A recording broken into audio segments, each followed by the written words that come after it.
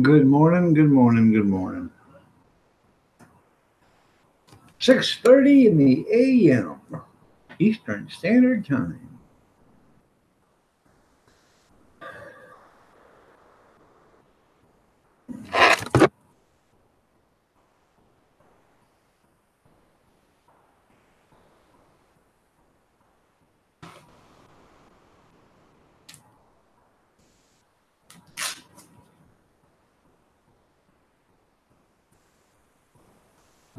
Phil, how are you doing, Phil? Nice to have you here. Yes, you are the first one here, finally. That's right. And you're looking lovely as ever, Phil. Did you do your hair just for this occasion? Nice to see you, man.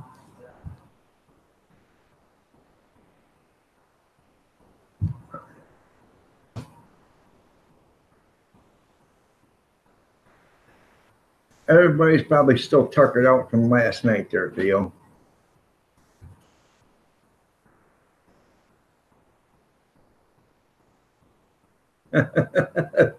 Good morning. Morning, Molly Gordon. Good morning. You're looking lovely as ever. Nice to have you here. Did you do something different to your hair?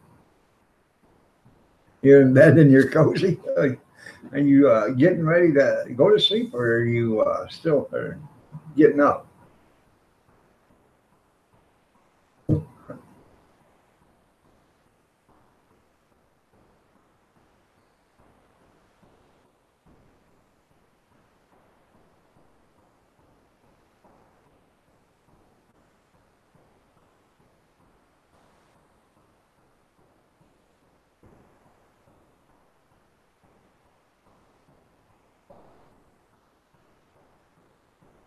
Let's see.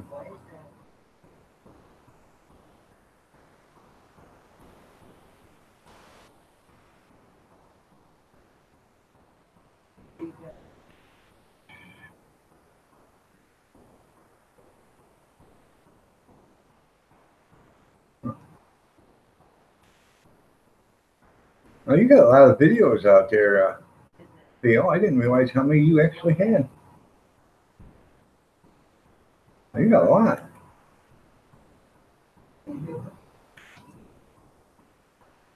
Pretty cool. Kingdom Paul, Kingdom Paul. How you doing, Kingdom Paul? Nice to have you here, man. Good to see you.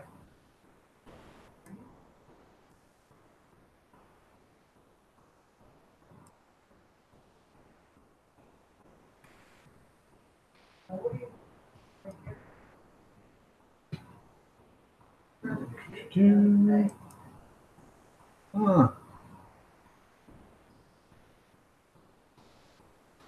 How many do you got? Let me go back and check. Ah,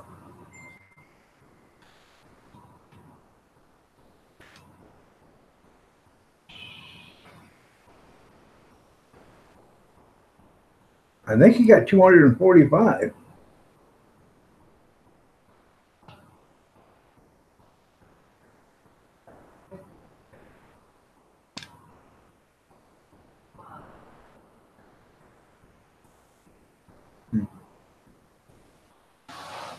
I think you got 245 videos, I believe.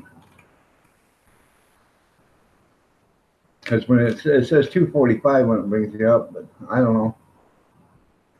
I may be wrong. So, 'cause it really doesn't give me a number. It just says it up on the title. But you got a lot of videos.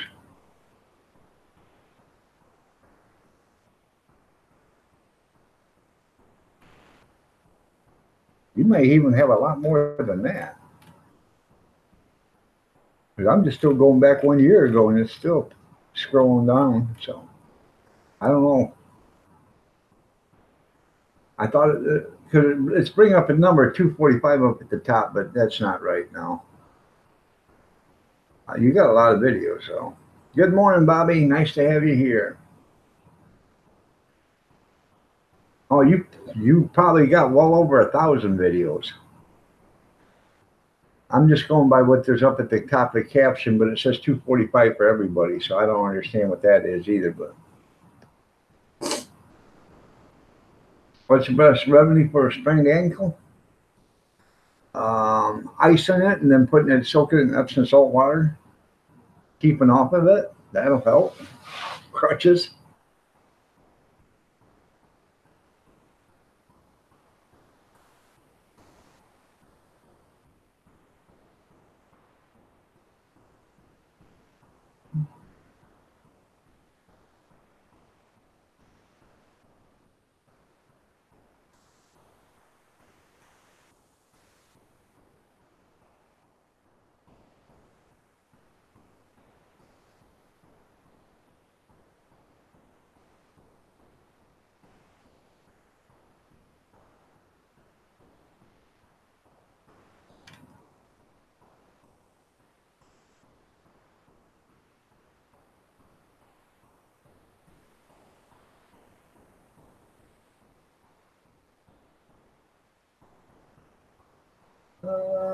Let's see.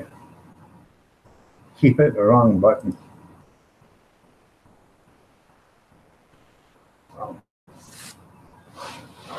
1,000. Yeah, you can. Yeah, you got a lot of them. Yeah, you want to put ice on it and soak it in some Epsom salt. That'll help relieve the inflammation and stuff.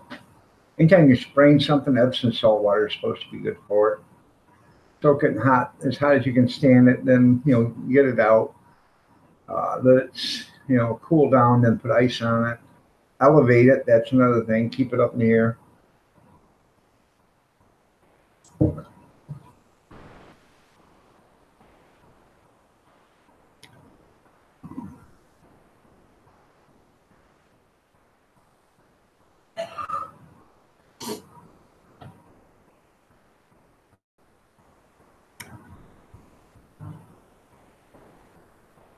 I know, I'm not just good looks. That's right.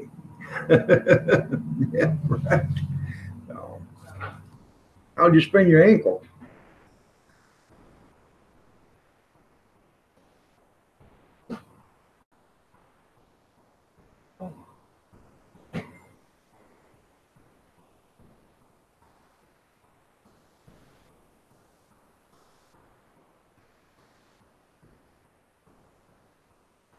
Oh man, I was up a couple times in the middle of the night, so the alarm went off.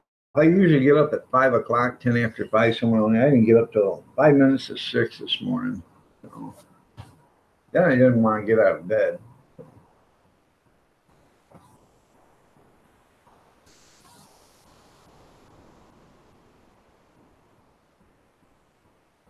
Yeah, it could be.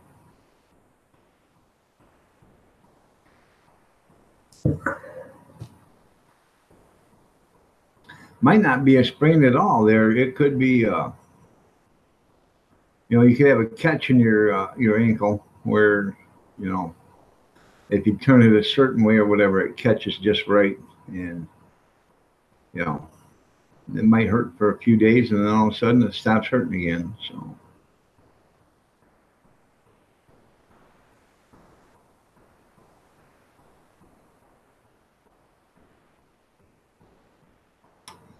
I used to my left knee.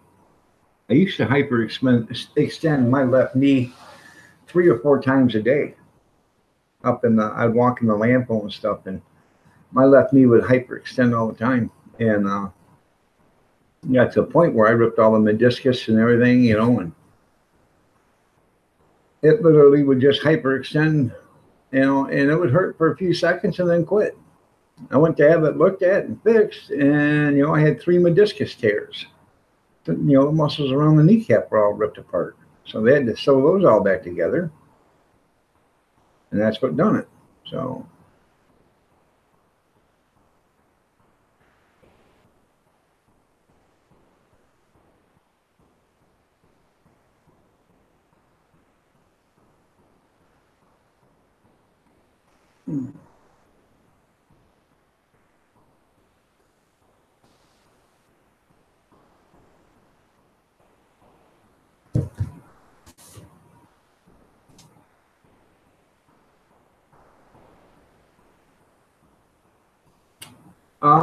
I'm usually awake. Once in a while, the alarm hits. Today the alarm hit because I was up a few times in the middle of the night, but I'm usually up like 4:30 in the morning. I'll wake up and um, if I don't go back to sleep, I just sit there until like 10 after 5, and then I'll get up and come on out here. So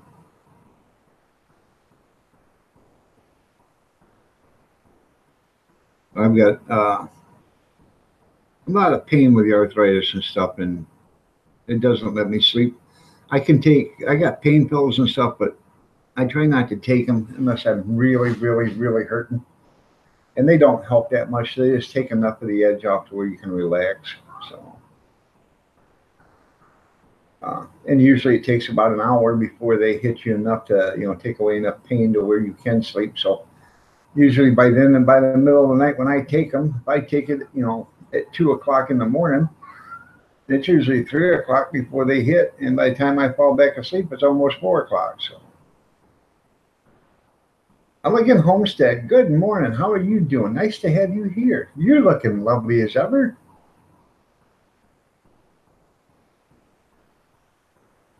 Right. I take arthritis medicine, and that is 10 pills one time a week, and then I take a regular pill every day. It's a folic acid, so I don't lose my hair because of the medicine. So.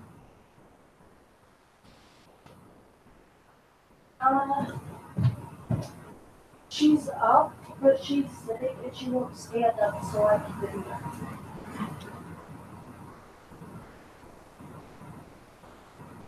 She won't get up. Who, Carly? Yes.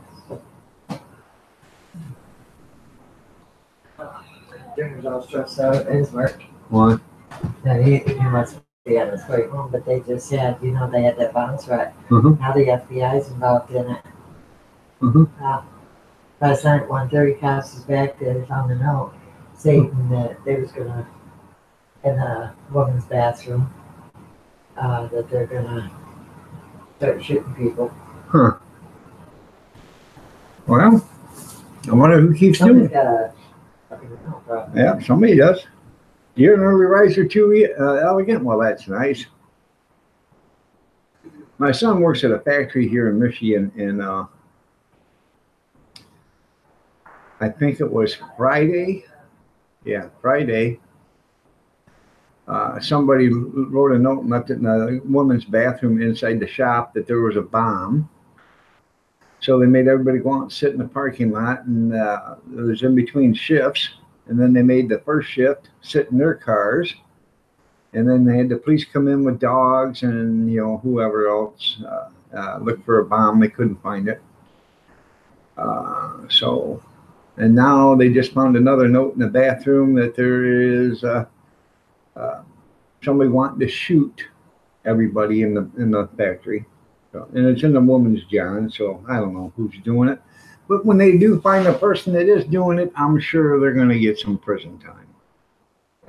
First off, because you're talking, they got the FBI involved in it. They're going to get some prison time.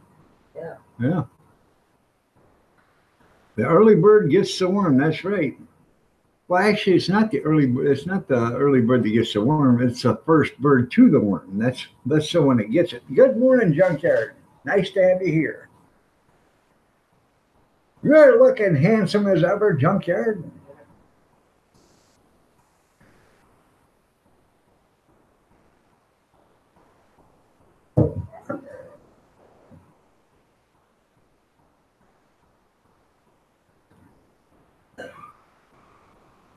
I don't understand why people's got to be that way. I just know.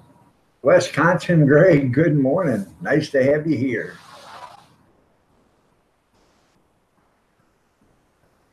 I'd say you're as handsome as ever too, Greg, but I'd be lying. So. Yeah, it's bad. That's bad, Elegant, right? They shouldn't do that for one thing, but it's somebody's idea of a sick joke, but it's a felony. So, Renda's World, good morning. It's Friday for you. That's right. No. Now you have Tuesdays and Wednesday off. Is that what you have? That's good there, Bobby. That's good. A sight to behold. That's right.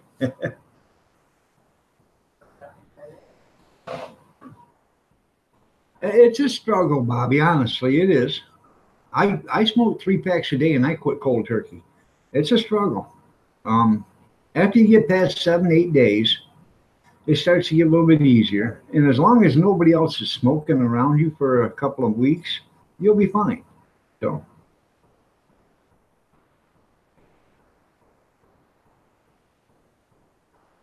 no.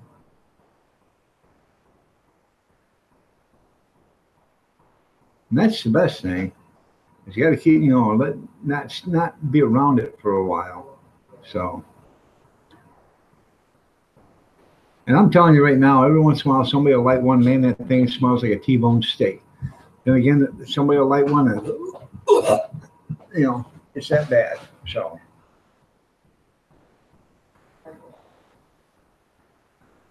yeah, you're probably right there, Molly.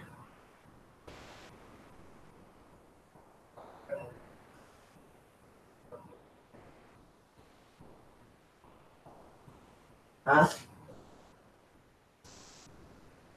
Be quiet. Well, you know what they're going to end up doing?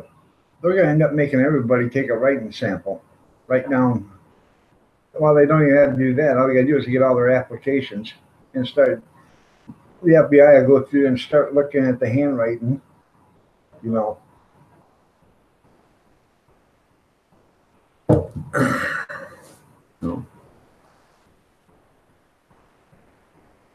No.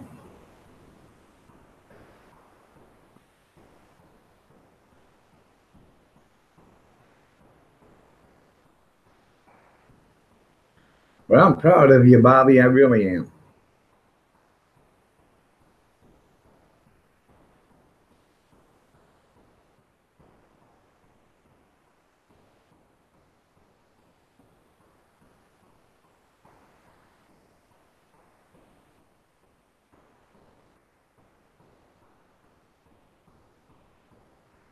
All right, 8 o'clock tonight will be 1 week. Well, they say 7 days, but that just keep vigilant. So it'll be good for you there, Bobby. Think of all the money you'll save.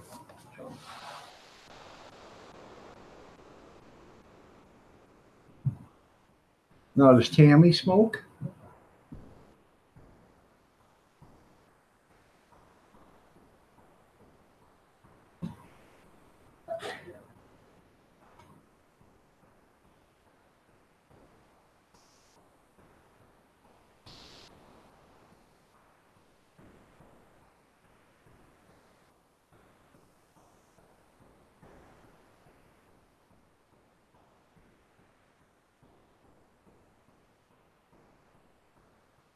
Okay, Tammy don't smoke. All right.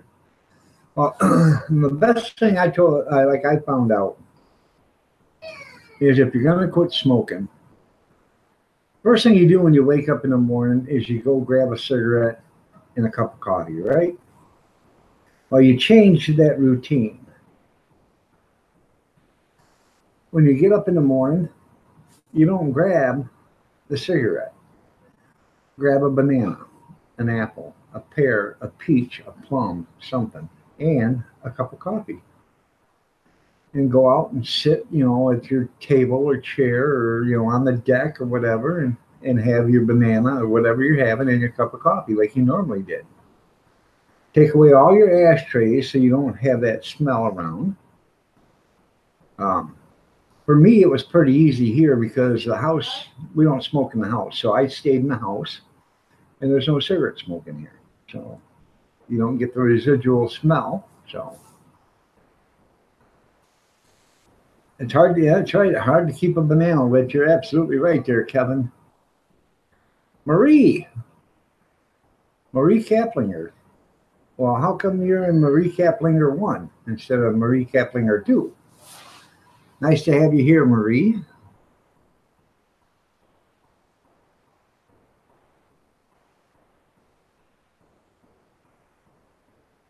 That's okay there. At least you had fun, Elegant. Chanel Sharma, good morning. How are you doing? By the way, Marie, you're looking lovely as ever.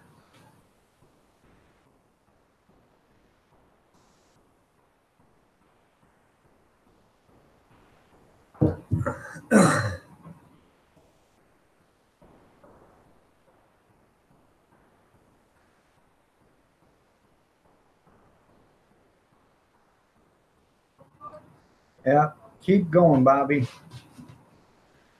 You'd be surprised how much better you feel. And I'm guessing you probably how much did you smoke a day?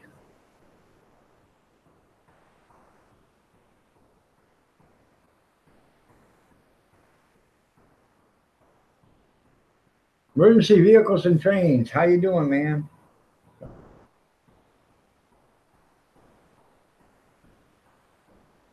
There you go. Maybe I should. I'm doing good there, Emergency. Right, Bobby, you can do this.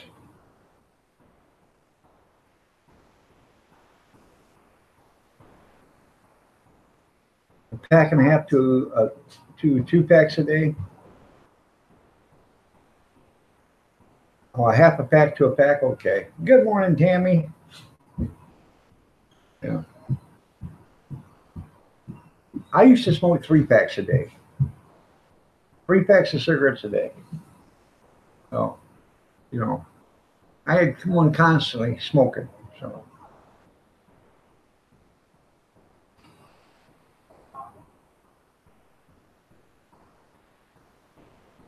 and I started smoking when I was 11 years old. So,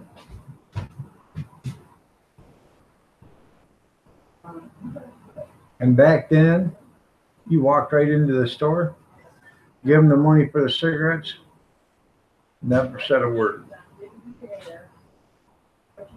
Come get her. She won't get up. I thought you went outside. That's what Mom was telling me.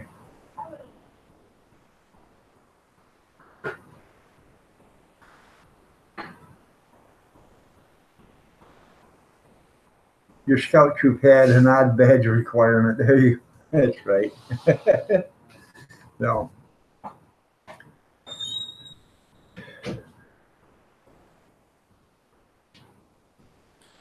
You know, you'd go to back then. I'd go to the store, 95 cents, and buy me a pack of cigarettes. Back then, I smoked probably when I started around a pack and a half a week. 2 packs a week. And here in Michigan, they got deposits on pop bottles. So there wasn't nothing. You know, I'd walk down to the store. The store was 2 miles away. I'd walk down the store, carry a little sack with me, and I'd pick up pop bottles on the way. Wasn't that hard to find 10 pop bottles in 2 mile area. Pop bottles, beer bottles, whatever. I'd pick them all up until I got all the way there. Depends on how much money I had. If I had enough money, I'd buy 2 packs of cigarettes. That way I wouldn't have to, you know, worry about getting the money up for the next pack. So, when I was a kid, we didn't get allowance. You know, your allowance was getting to sleep, eat, and drink, and you know, have a place to live. That was your allowance back then. So, and I stress that back to my kids. That's your allowance. So.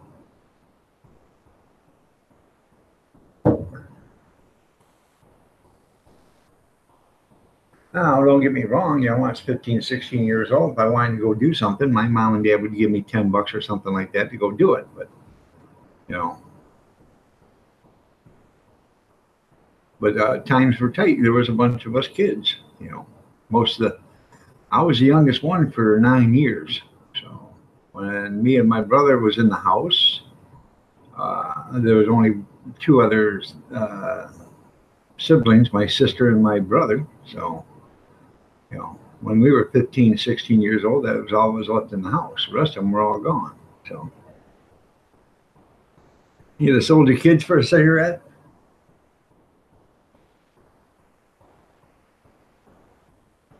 Yeah.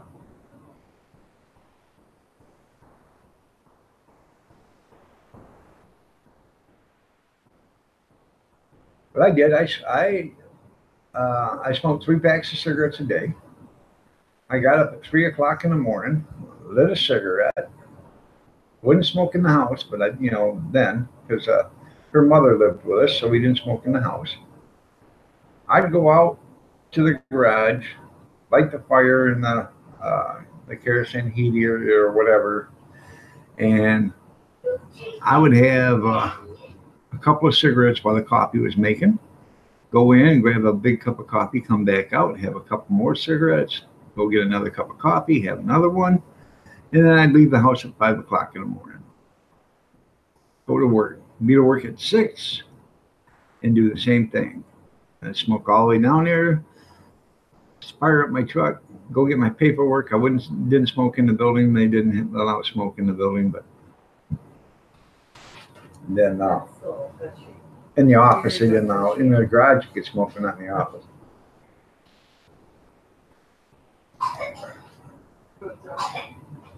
Ghost Rider, good morning. Nice to have you here.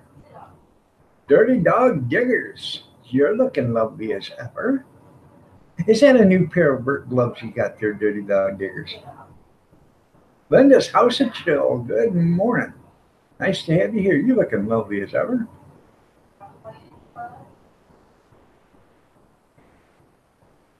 I like them old shotgun shells there, Cam Ranch. That was pretty cool.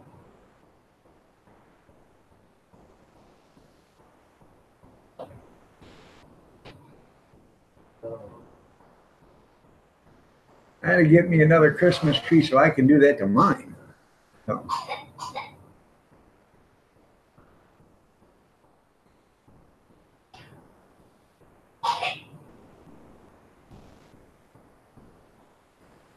I don't blame you there, Marie.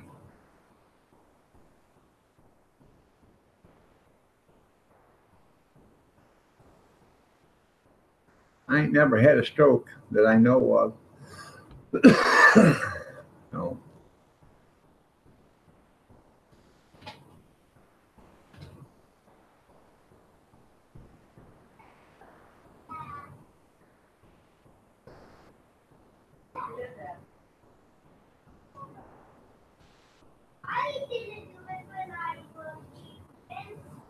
I didn't do it when I was sleeping.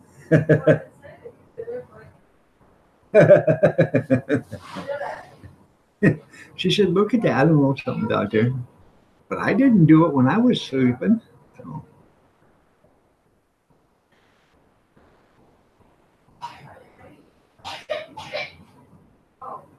Bad cough. No. Yeah.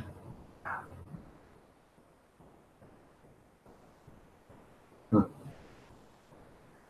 But if you guys haven't seen Old Camp Ranch, check out his video of his redneck Christmas decorations and how he gets inspiration on doing his videos. That was pretty good. I watched it yesterday. Cold up here this morning? Well, it's cold everywhere.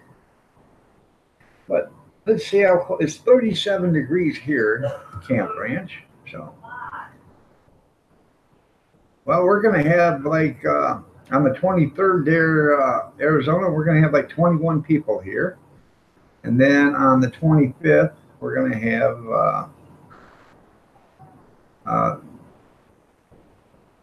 just us. And I think my brother and his wife are coming. So I got to ask. I have no idea yet. So.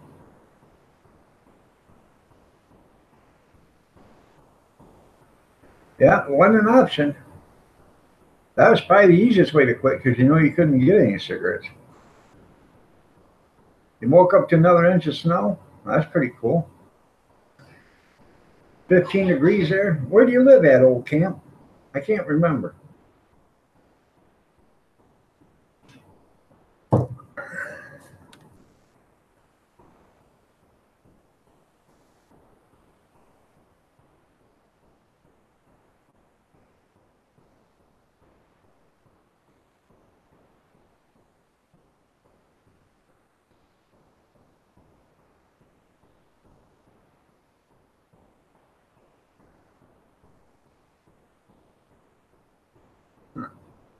Snowflake, Arizona.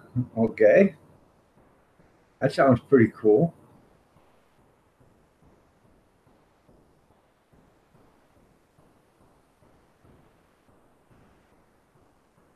Checks out and put elevation. Okay.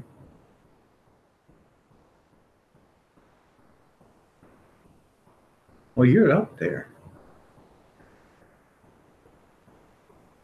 You put a whole new meaning to the word Mile High Club, don't you?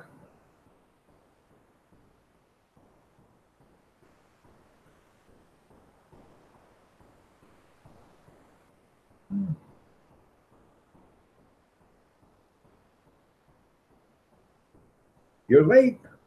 Well, I'm sorry about that. Should have told Tom to drive faster.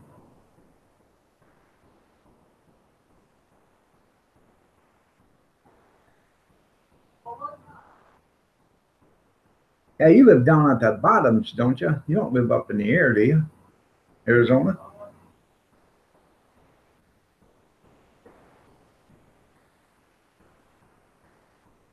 Oh, I bet it's beautiful up there.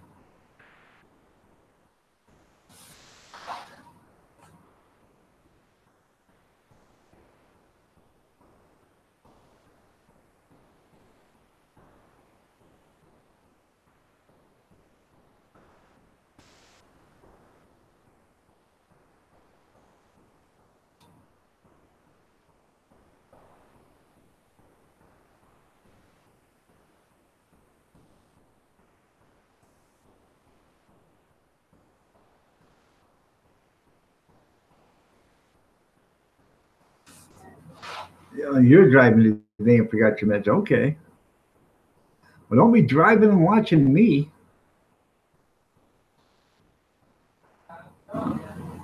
Yeah.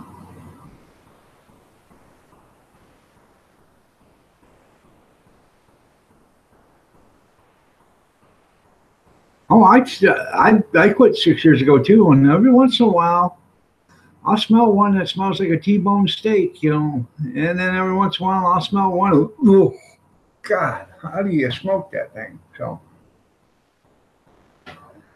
all you got to do is have some um, how can I put determination there, Linda. You got to want to quit first. You can't quit smoking just to quit smoking. You're gonna have to want to quit, and until you want to quit, you're never gonna quit. You're never even gonna try to quit. You go, oh, I'm going to quit cigarettes. You put them down, and an hour later, you go back to them. That's not quitting.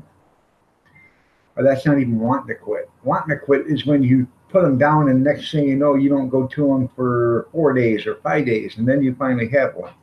Now you're starting to want to quit.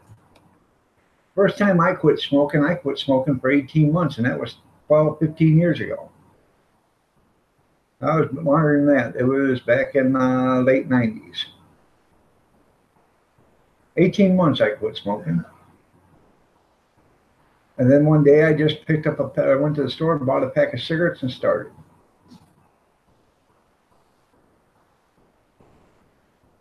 So.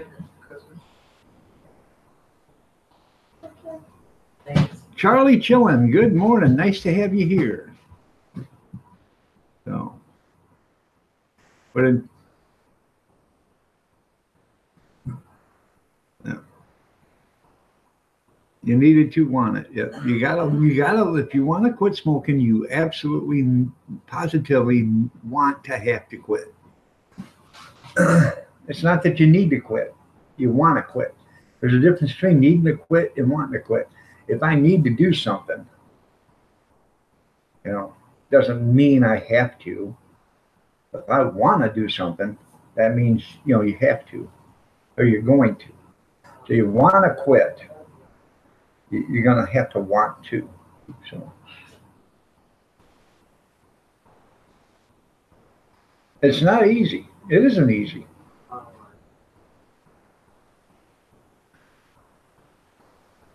Yeah, junkyard wants that new car smell. There you go.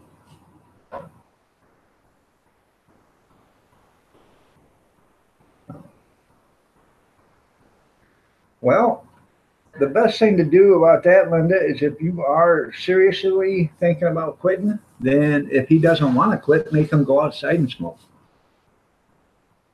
You know what? What? Yeah, talk shit all you want. Why don't you try making me do something? Because you don't want to smell it. So, No, if she's. you don't want to quit, make him go outside. What the hell?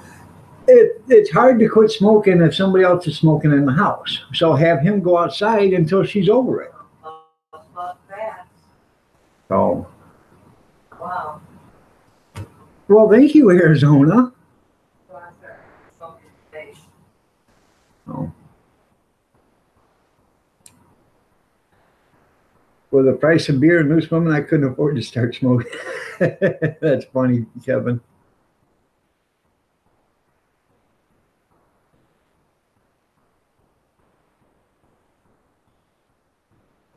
Your husband started smoking in your car?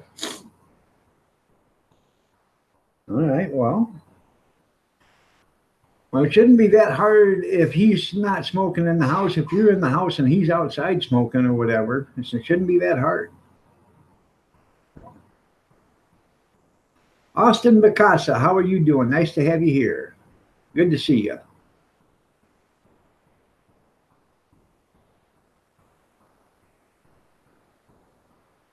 Oh.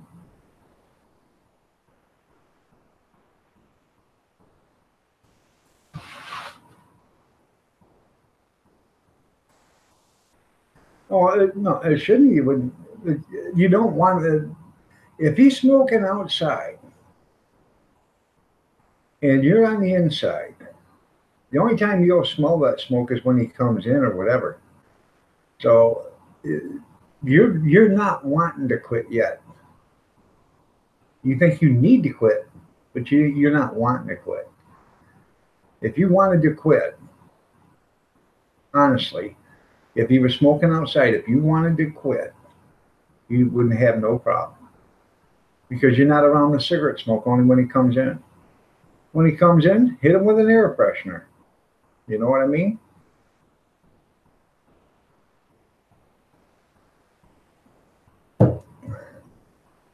I'm serious. When I quit, she was smoking outside. Her mom was here. Her mom was really sick. I quit smoking because the reason why I quit smoking is because I went to the doctors and they said I had a spot on my lung. So that scared the living hell out of me. And I had to go back to the doctor in 2 weeks. But I had to make an appointment and get a x-ray done because they wanted to make sure the x-ray was showing the same thing. I made the appointment and got the x-ray done. I quit smoking. I had 4 packs of cigarettes when I left the doctor's office. I smoked 3 packs, 16 cigarettes, put 4 cigarettes in a Glad bag with a lighter and threw them on the dash of my truck and never smoked another one. Went back to the doctor 2 weeks later, and they said, "Oh no, that was just a spot on the X-ray. Your lungs are fine." Well, then 3 years later, I had pneumonia. Went to the doctors or hospital. They did chest X-rays, and I had a spot on my lung. Well, it was a nodule, and they said the nodule had grown from the 2 years before that or 3 years before that. So I had to go back to a cancer treatment center and be looked at, and that scared the living hell out of me again. Come to find out, they looked at it and they measured it, and it hadn't grown. So I spent $45,000 or $50,000 because some technician down here didn't know his ass from a hole in the ground.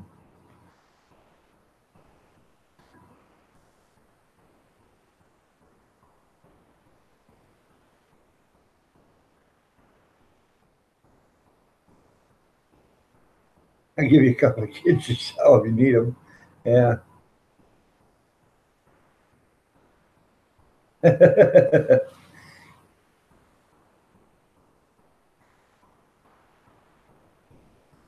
All right, Elegant, you have a great day. Oh.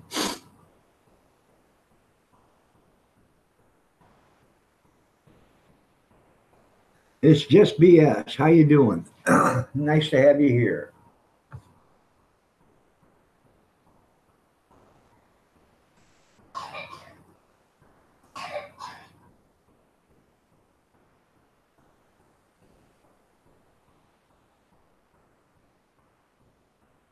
Well,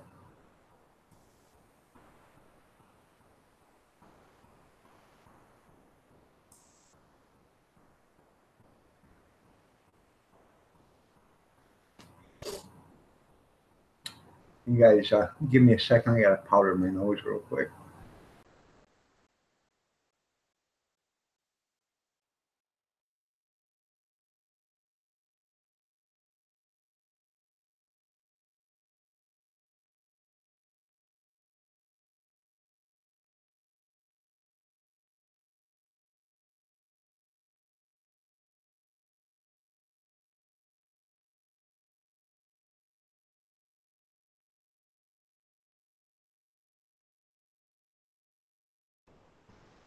Um,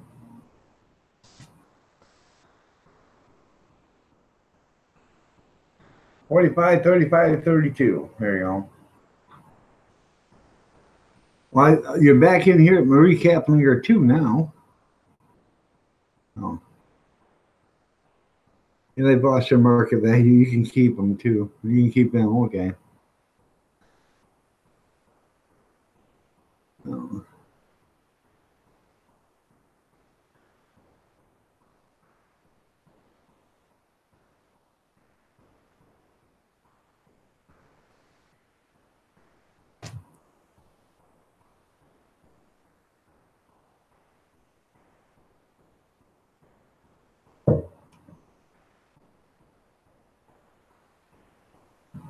Don't forget her. She's 52.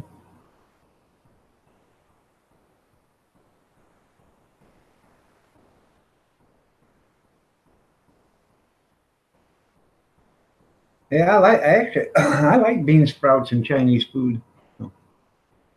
That's probably one of my favorite things that's in Chinese food is bean sprouts.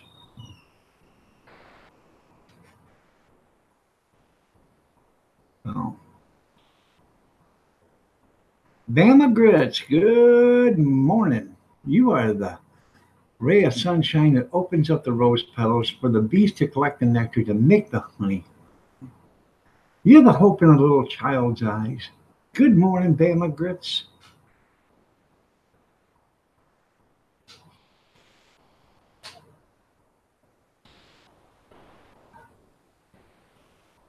I think Elegance already left. She has to clean the house. Had a bunch of people over.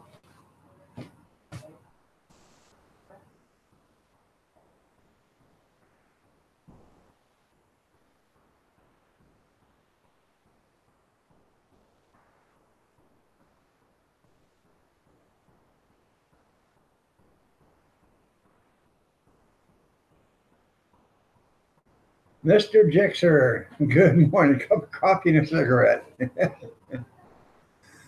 Look, a cup of coffee and a cigarette. Yeah.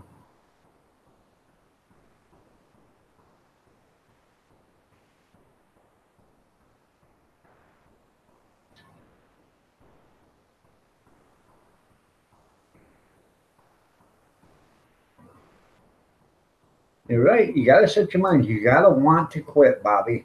That's right. Oh my gosh, Steve, get off the steps over there. Bobby just said you got to set your mind to it. I understand that. Get off it. I'm just saying what Bobby said. He just typed it in. Good morning, Bobby.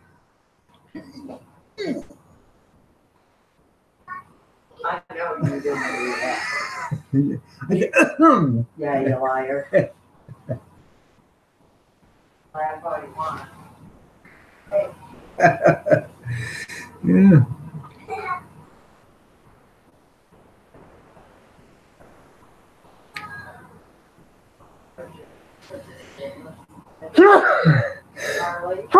Excuse me.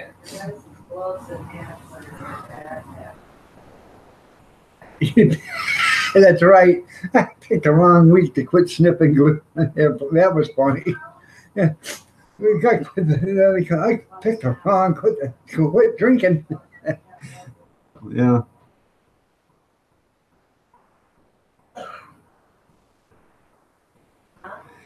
Yeah, that was pretty funny. I like that movie.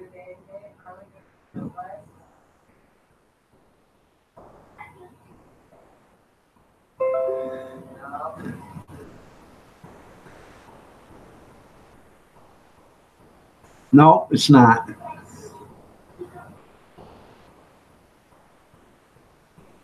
Well, you got to have some kind of bad vices there, junkyard.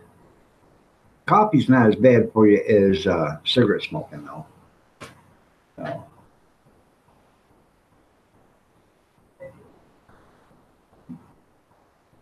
that should work.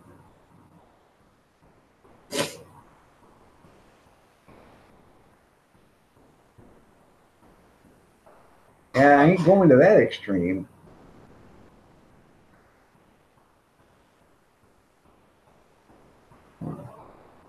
Oh yeah, Charlie, which one was that?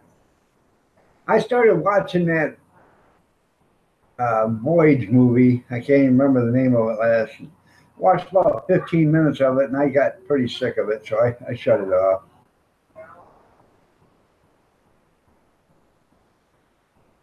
You was sick for 3 days after you quit chewing.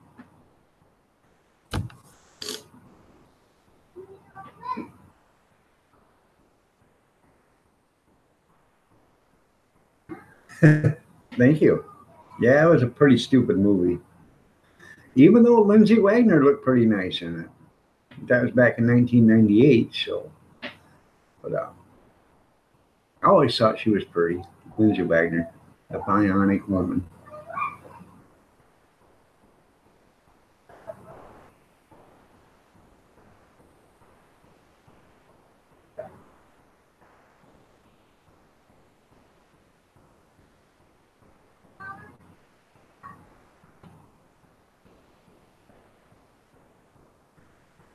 Yeah, it was a crappy storyline. Yeah.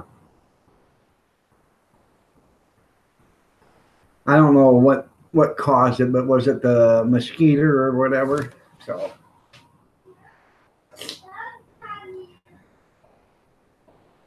I watched about 15 minutes of it. When he started sneezing all over the place and people sneezing on drinks and stuff, I just thought, oh, well, this is stupid.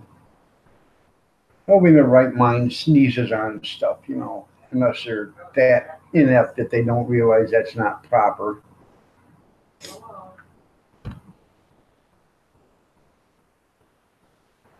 Yeah, some airborne pathogen. Yeah. Oh.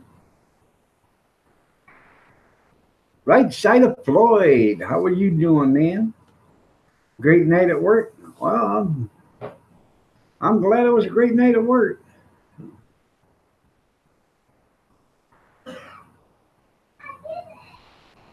I see you just liked a video that I shared or whatever.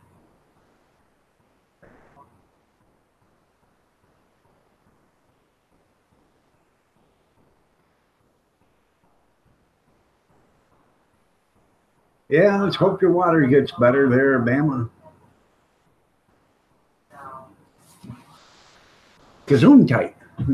That's right.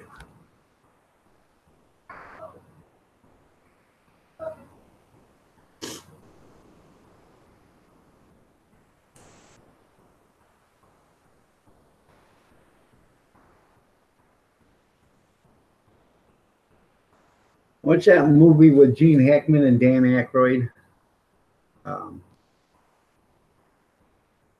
Gene Hackman's a cop, and Dan Aykroyd is a cop that was tortured, and they're going after some German guy. I got one right there. Hopefully, you got it. Goes in tight. There you go.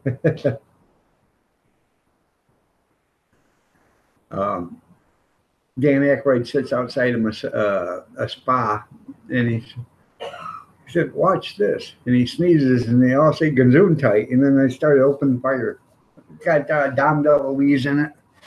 I can't remember the name of the movie, but it was pretty good.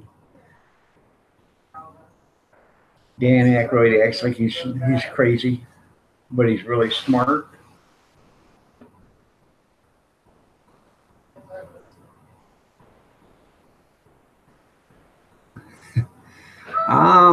I got rid of all my wrenches there, right side of Floyd. I just stuck with the 10 that I had before. So I had so many wrenches in here, and there was some of the people that were wrenches here were wrenches in other channels, and um, they were causing a scene in other channels on people that were coming in, and then they were saying, when I see you in another channel, I'm gonna ban you, I'm gonna time you out. I just decided that they got back to me. I got a few emails and I got a few messages and all this other stuff, and I decided that I'd just get rid of all my wrenches except for the first 10 that I started with, and that way there was no trouble.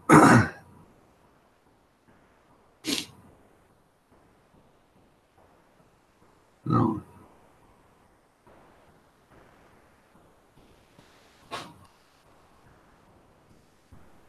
I gotta get me a cup of coffee. Naturally, I'm gonna have to make some. I'll be right back.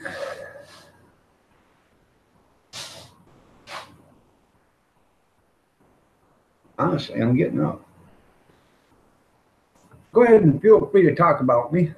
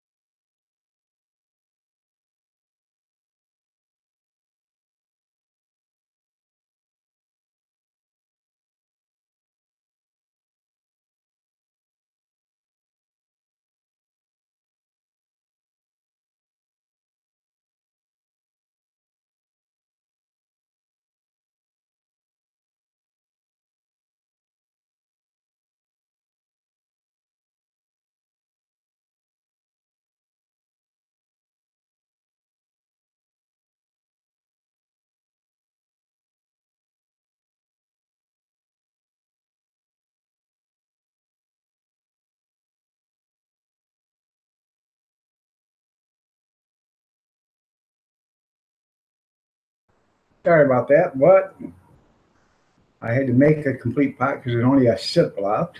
And then I used the little boy's room, waited for the coffee to get done, made my cup of coffee, and I brought something to show you.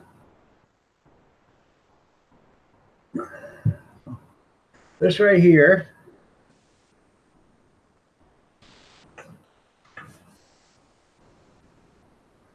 this is apple cherry wine. I made this yesterday, and I don't know if you can see it, but look how good she's foaming up. It's working really good. I made that is a 2-quart bottle, or that's a 1-gallon bottle, but it's 2 quarts of apple cherry, and it's done. Don't worry, I can see.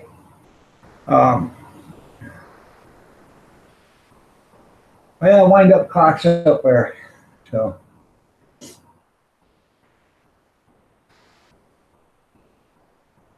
Nope, that's been there. The blue picture's been there. The coffee things right there, they've been there. Idaho Hillbilly got another video out today.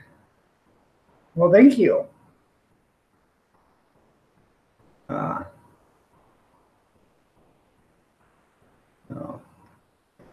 Let me catch up with the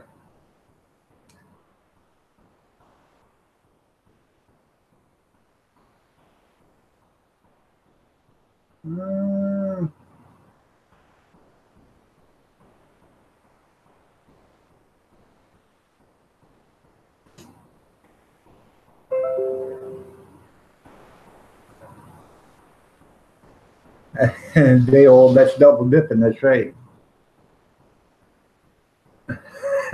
Well, Floyd, you know, yeah, that's okay.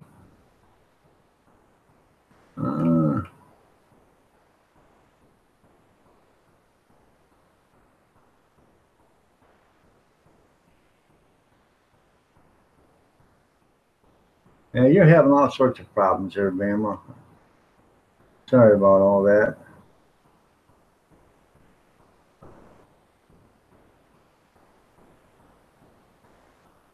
That's right. Yes, I did. I'll wash my hands. So. Anyways, I made that. What I did is this was a gallon of cranberry juice. So I poured that into my beer making barrel. Well, yesterday morning, let's start with that. Yesterday morning, I racked the rest of my cranberry wine out of that barrel, washed it all out, sanitized it, let it dry. Then I poured another gallon of cranberry in it and started another batch of cranberry wine. Well, then I rinsed and sanitized this jug out, and I put in a 2-liter or 2 quarts of apple cherry wine. And I put that in this and started making apple cherry in this thing. So I got 2 different kinds of wine making right now. And it's bubbling, so it's doing pretty good. And the one in the beer barrel, that started bubbling within, I don't know, 10, 15 minutes, it started perking. So, wow, that's working fast. You're the only one rambling? I know, the rest of them didn't want to get caught with their, with their thoughts down to their kneecaps. The rambler, that's right.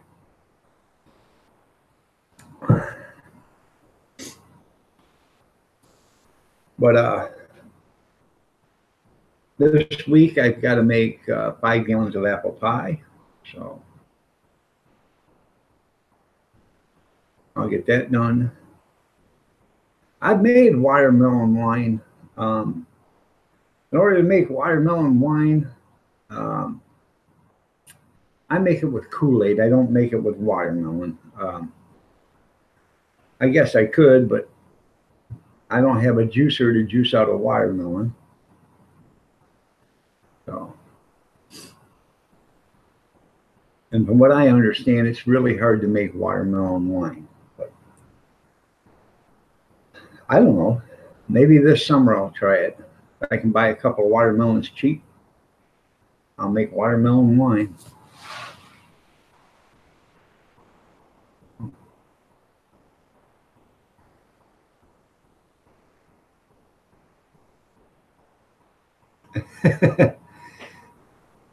Well, that's the point. I don't know how I get it to you. You start sending that stuff in the mail, and they get all sorts of touchy. So,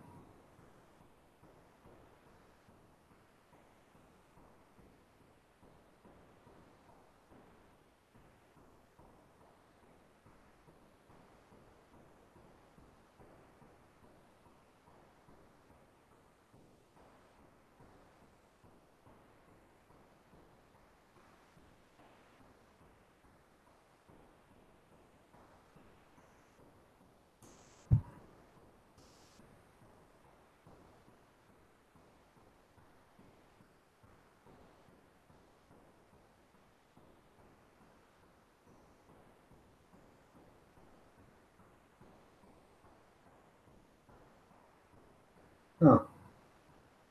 What's damson? I have no idea what that is. Are you talking about dandelion wine? I made dandelion wine before, and I didn't know what I was doing. And this stuff, man, I thought was like kerosene. It had so much alcohol, and I thought I screwed it up, so I dumped it all. Well, now I know I did it right. So next year, during when the dandelions come out, I'll have the grandkids go pick me up a bunch of them again, and I'll make some dandelion wine. But it's not that hard to do. You make your dandelion wine, you get I don't know, 5, 10 pounds of dandelions. Put them in a pot with some spring water, boil them, and then strain out the dandelions because you don't need those. You just you let that seep in that water for 3 or 4 days. After you boil it, put a nice lid on it, make sure it's covered good. Let it sit for 3 days, 3 or 4 days. Take it out, take all the dandelions out of it, and now you got the base for your wine. So,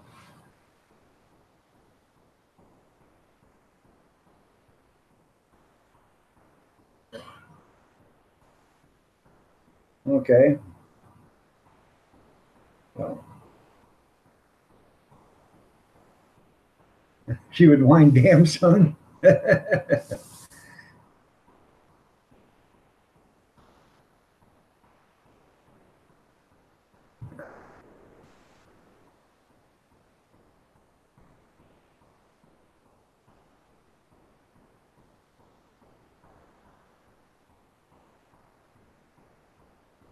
That's right. If you steal those watermelons and wine, it tastes better. That's right. That's what they say. Stolen fruit tastes the best.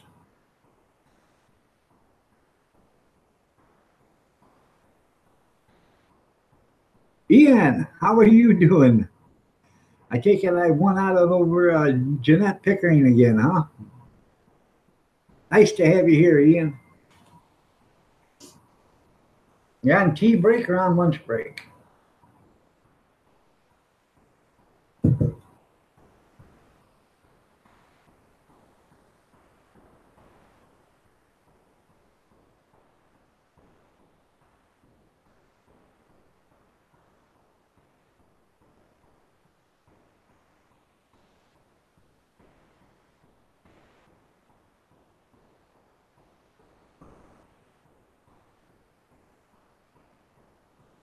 Well, yeah, that's why I didn't know what a damson is.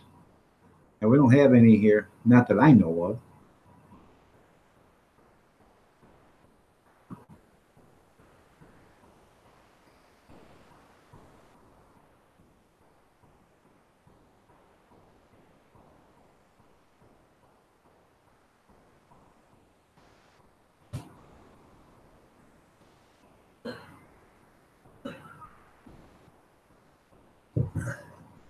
John, good morning. Nice to have you here. Yeah, we are having an awesome day. Did you get some sleep, hopefully? I was just showing them what I made yesterday there, John. I made a gallon of cranberry, sweet cranberry, and then this is a half a gallon of apple cherry. I made them both yesterday. So.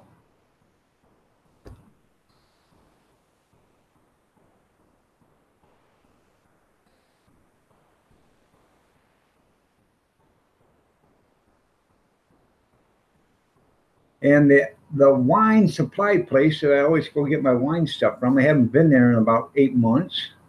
I went by there the other day and it was closed. And there's a forced lease sign on there. So I don't know what I'm going to do now for my wine supplies. So.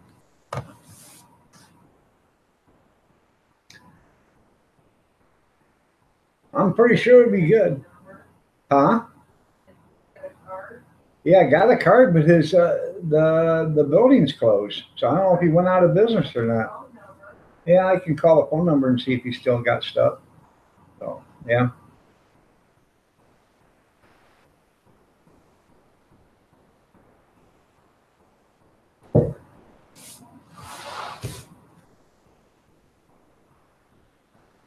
I mean, if he's got stuff and he's, I'd like to buy some of his racking equipment and stuff if he's out of business, Huh? He probably still does classes. Yeah. And he does classes on how to make beer and everything like that. I'd like to take some classes, even if nothing else. If he'd just teach me, I'd pay him something for it. So.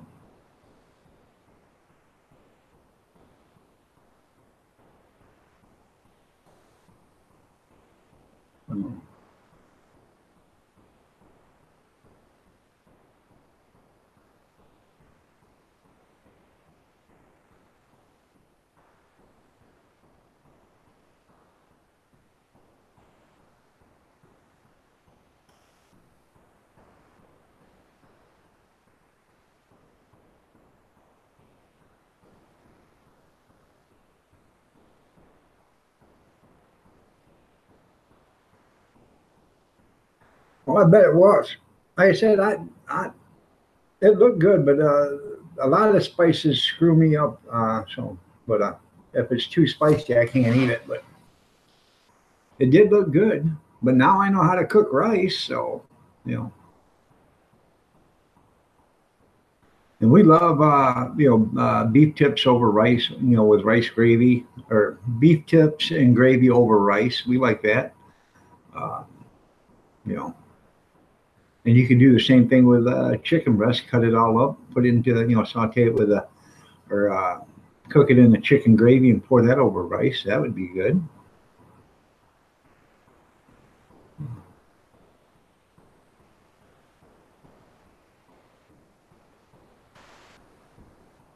Now the heat, the peppers you put in, now that doesn't bother me, the heat. But, all the spices and stuff would. I like yesterday I made eggs with mushrooms and onions and ham and turkey and stuff in it, and cheese and hot peppers or jalapenos. But I like paprika, and I use a lot of paprika in a lot of stuff that I cook. I put paprika in my eggs. I put it in my fried potatoes. I put some paprika in my spaghetti sauce, to give it a little smoky flavor.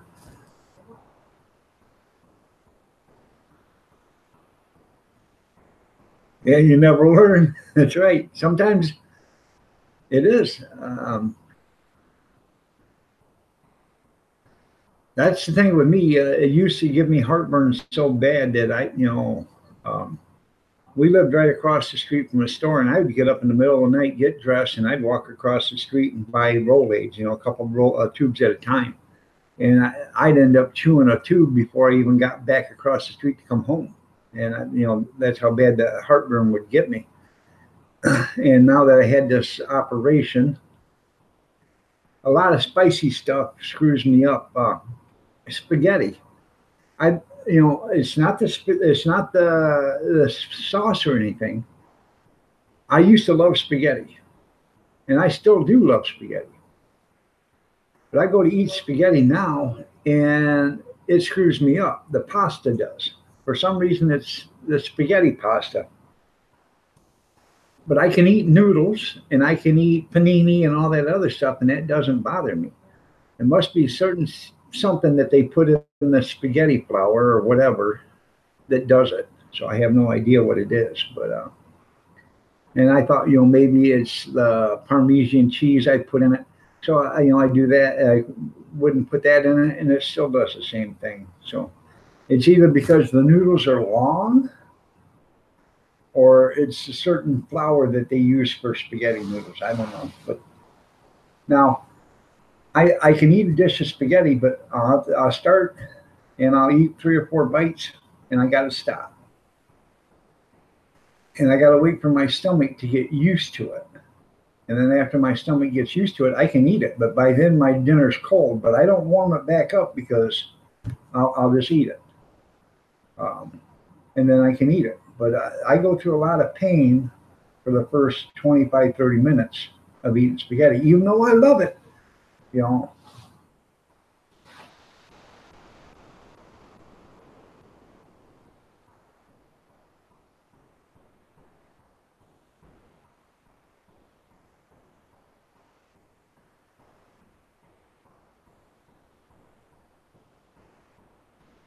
yeah. What is the weatherman telling you? Almost snow Saturday, cold rain. There you go. It's called tap water. There you go. On tap.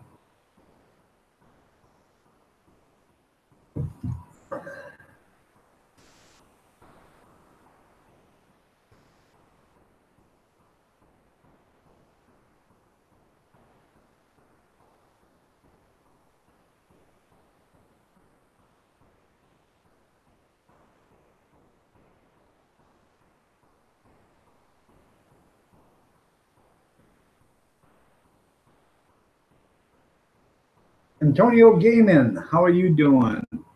Nice to have you here. Good to see you. I'm just watching the burper on this. It's bubbling again.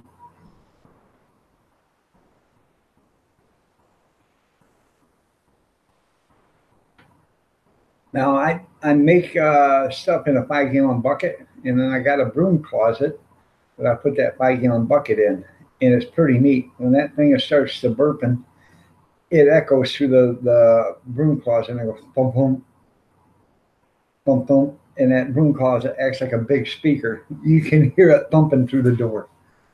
Boom boom boom. Oh.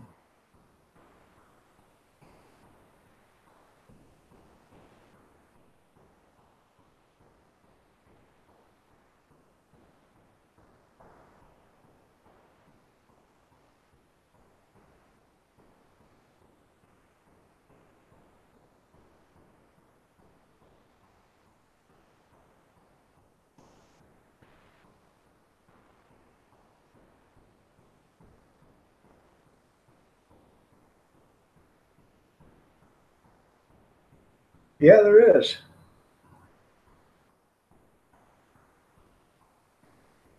You're right there, Ian. They got a bunch of there's some waters that got more electrolytes in it than others. So, all right, Kevin, you have yourself a great day. Take care.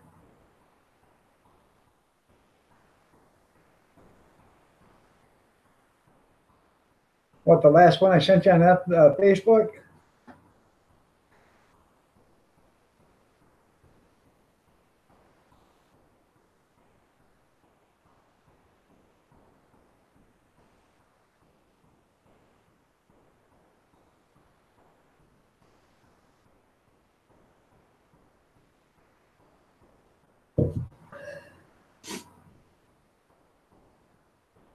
I can't remember which one it was, but I know they're all funny.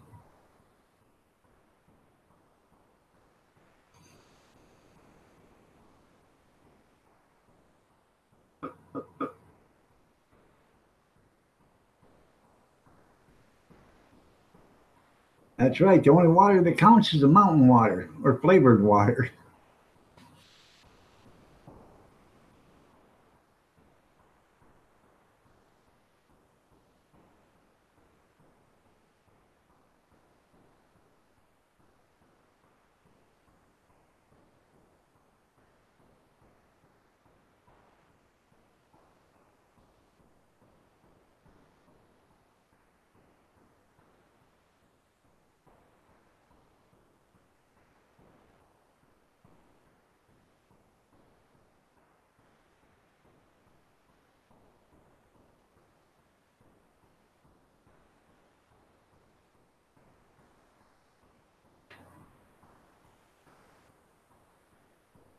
I'll have to tomorrow show you something I bought at.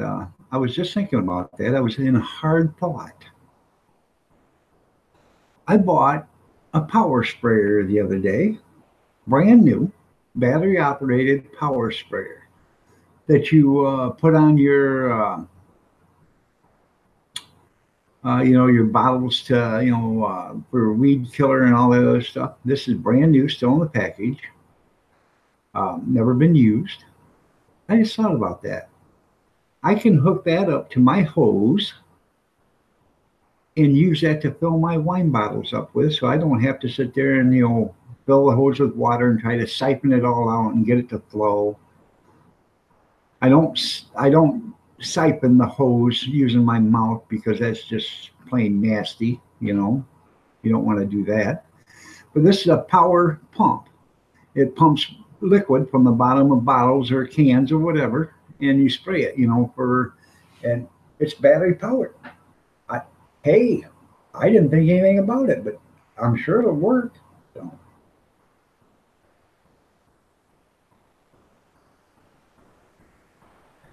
and I've got the tube, for racking and all that other stuff. And I got the hose, but might as well use the power pump and pump it out. So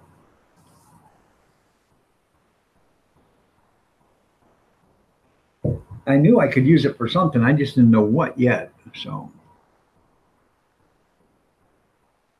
and it was cheap. It was 99 cents and it was half off. Yeah. Welcome back, Bama Grits. You're looking just as lovely as ever again.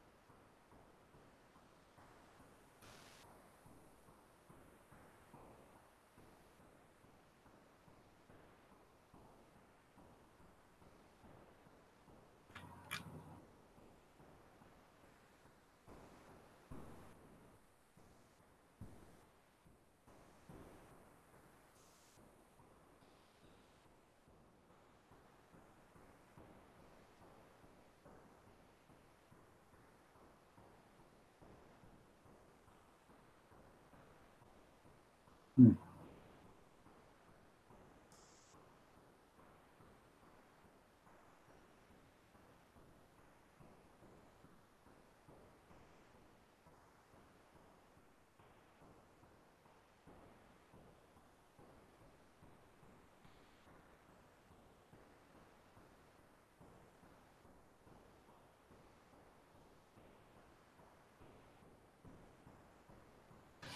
I was just looking for something. I was trying before I forget. I don't know if I have that guy's card or not anymore, but I wanted to make sure I could find it. You're welcome there, Bama.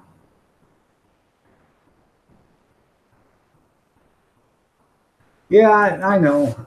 I had I bought a pump that's got the handle on it. I bought one of them, and I bought it specifically for the 5 gallon buckets on the wine, and somebody used it to fill a kerosene heater, so that was no longer an option. So.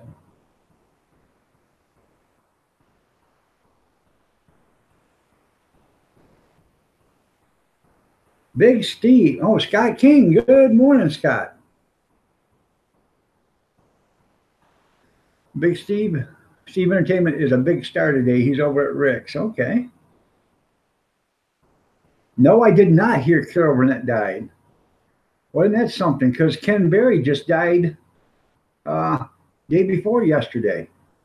Ken Berry was Mama's son-in-law on Mama's family.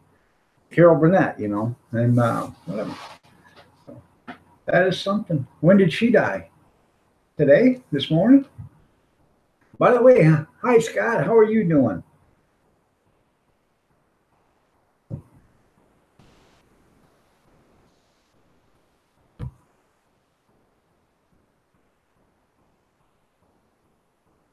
Oh, you heard wrong. Okay.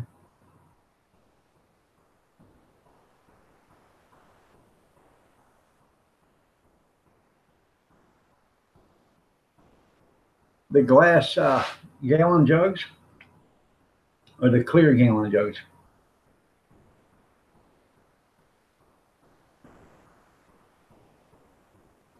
Okay.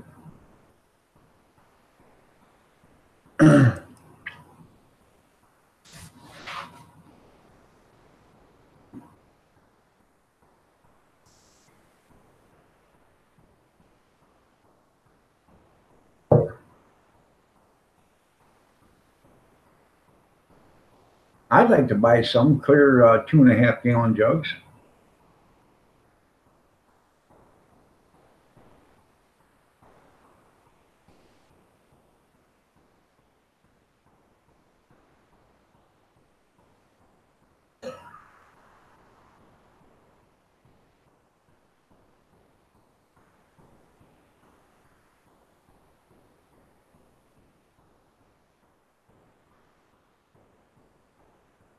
Okay.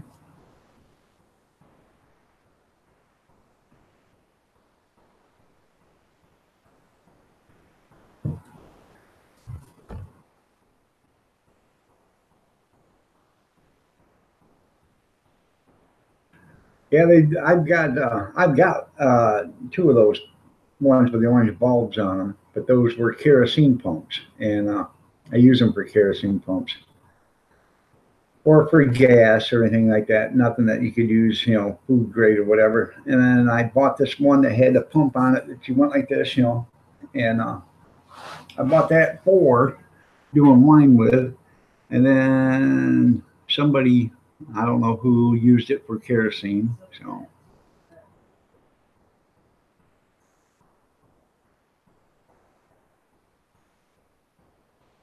that's pretty cool.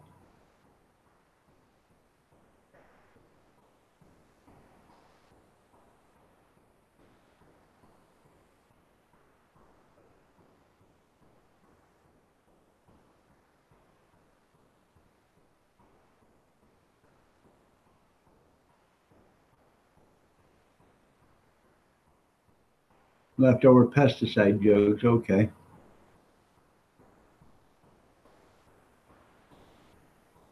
I don't want them if they had pesticide in them, but if I can buy some new ones, I'd like to have a few of them. So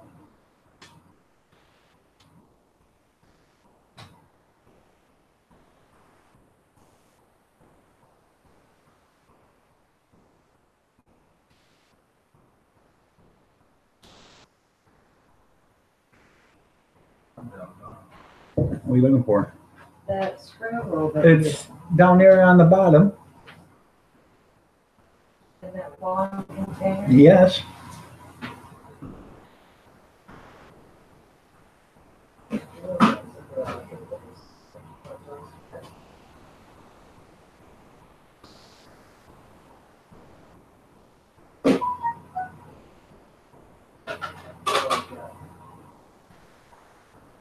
There's no potatoes in it.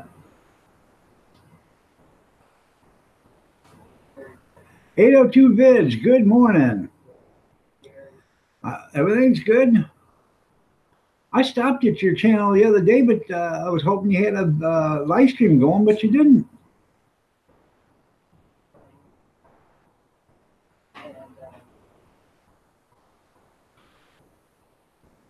That's funny. Moose. Yeah, they have no sense of humor, do they, Moose? No sense of humor whatsoever.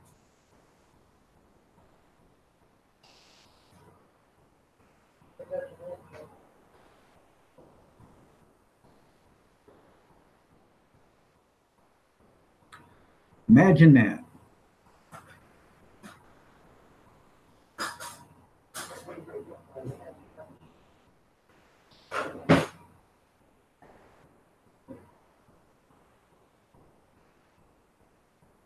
That was pretty good, though, wasn't it?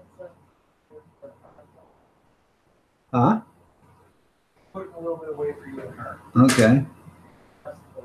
Well, I'm going to make some potatoes later on, so that'll go with it. Oh, well, then I'll just leave it. Well, you can go ahead. I'll just fry some eggs and potatoes. That's fine. No, Joe, okay. Tomorrow will be your dad's 74th birthday. Well, congratulations.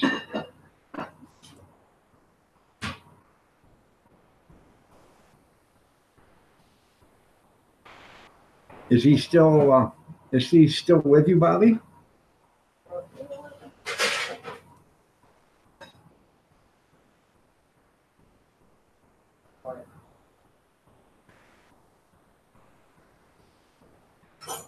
Hey, bring me here. Let me show that to him what I made yesterday. That looks pretty good, actually. And it was nothing. Scrambled eggs, some sauteed mushrooms, some sauteed onions, ham, cheese, turkey, and I just made a scramble out of it. Doesn't it look good? It's got to be warmed up. It's got some jalapeno slices and stuff in it. That looks pretty damn tasty. Oh, Well, that's good there, Chris. You got 1,000 hits on it?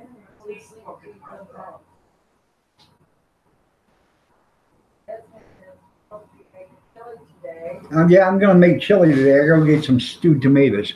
So. Well, I don't know when it will say that. it's like a chicken pot pie, but you put it in a pot or crock pot. I haven't seen it yet. I have to look for it. That you posted? Yeah, he posted it. Oh. We had to make it dance. It's a slow cooked chicken pot pie. They can make that for you and him. I'm not eating that. What's the matter with you? Yeah, strokes are bad business there, Bobby. I don't even look good, Keith. Oh. Well, congratulations on the 1,000 hits on your video there, Grizz.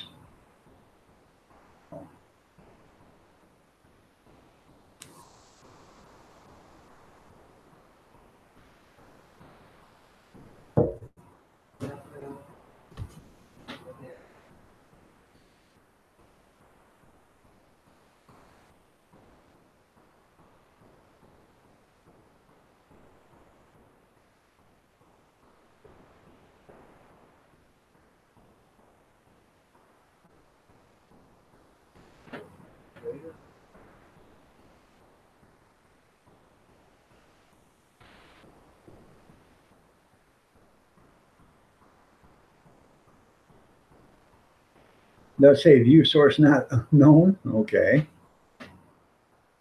Huh. Well, It'll take a couple days before you get the analytics on it, Huh? Grizz. You know, the analytics are 2 days behind. I got an app off. What? We have a small pack of chicken that I could do that with for him. There is some chicken breast up here. Joey. There is some chicken breast up here in the refrigerator. Just a second.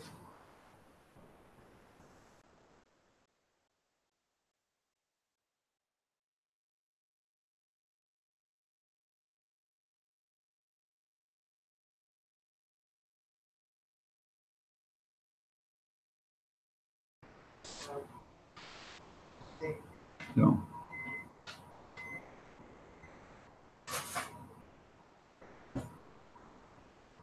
Yeah, your blood pressure medicine ain't good. Mr. Dutchy Dutch, good morning. How are you doing? Oh. Yeah, but if that was at least a week ago, but you said No. you said yesterday that it took 800 hits at 7 a.m., then 200 hits by 11 p.m. So you're still, it's 2 days. You're not going to get any analytical information from it for 2 days out of that 800 hits. So,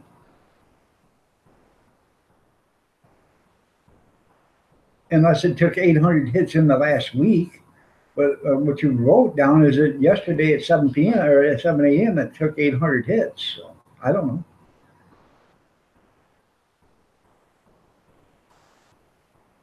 All right, we'll see you later, Bama. You have a great morning. Take care. Go get some rest if you need some. And by the way, Mr. Dutchy Dutch can live stream again. Yeah, I have to wait 48 hours. So, yeah.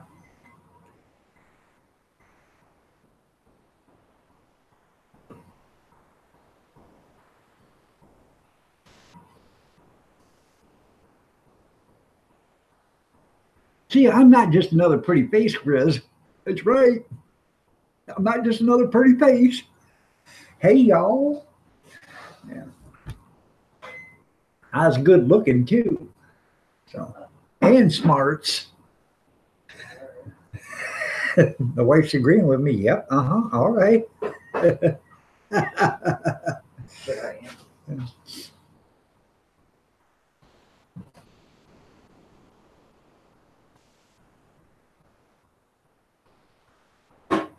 Well, that's good. 48 hours and they'll have you back on. So what they should have done is 48 hours ago, they should have started turning you back on instead of making you wait 90 days plus 2.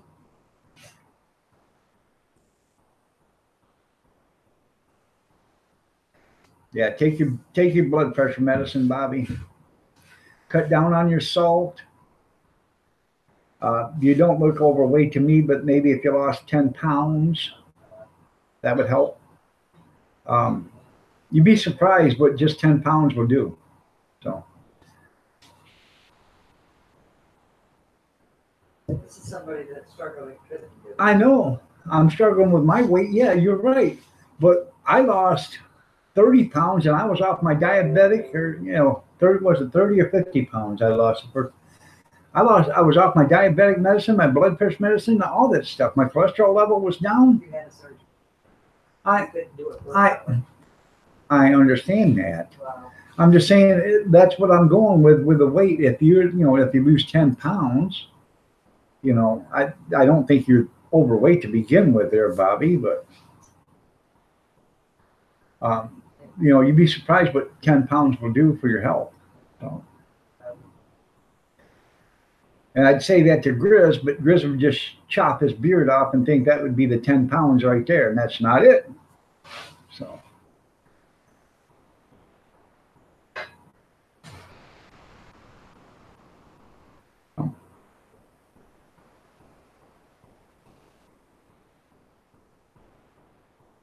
All right there, Mama, you get some rest.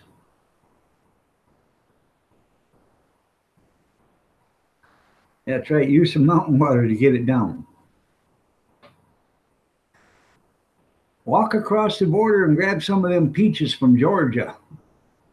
You know, stolen fruit tastes the best. Just ask Junkyard, he'll tell you. So.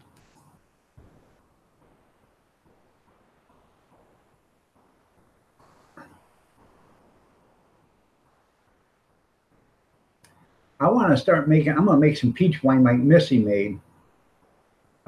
Misty Prepper.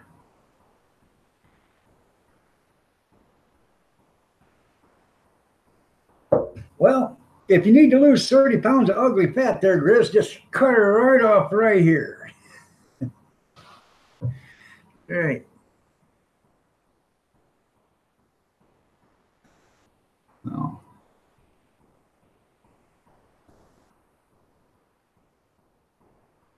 You don't actually look overweight either, Grizz. 220 ain't nothing. I weigh 276. I'm 5'11" and a half. I'm 6 foot. I weigh 276. I was 440 at one time. So.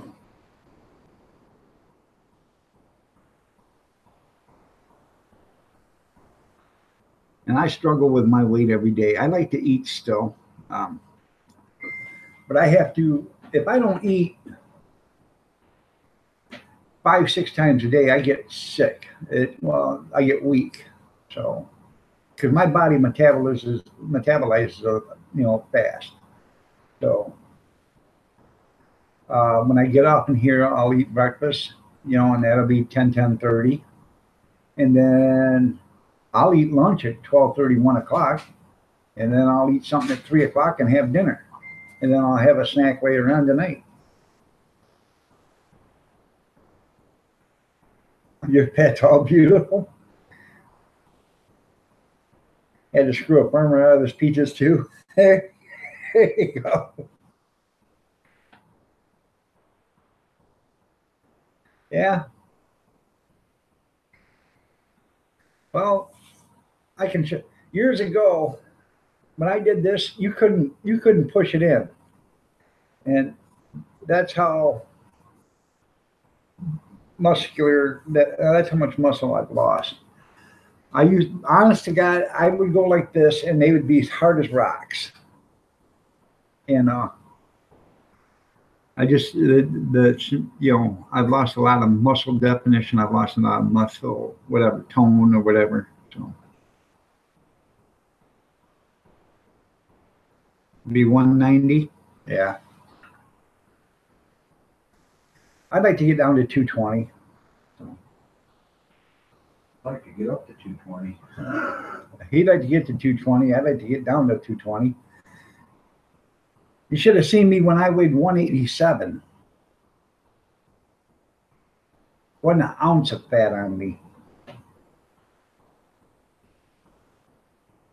I got out of the service. I weighed 187. I had a 6-pack. Wasn't an ounce of fat on me nowhere. Well, I had less than 2% body fat. So.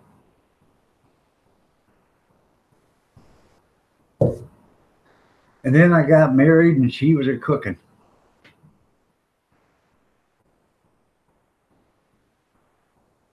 And then I got a job as a garbage man. It was, $4 an hour, and all you could eat. So,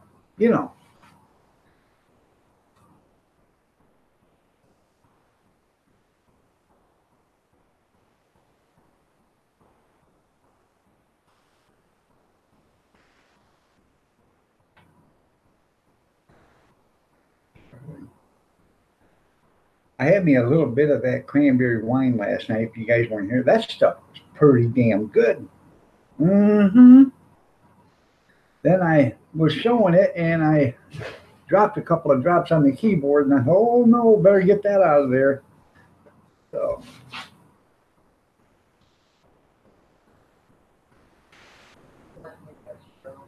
Huh? Go ahead and eat it. I'll just maybe a couple eggs and some fried potatoes. That's no big deal. Yep, I'm blaming Kathy for getting me fat there, Grizz. She cooked. I had to eat. I was obligated. I had to eat it. That's right. Oh, it's cookie season. Now it's cookie season. That's right. But I think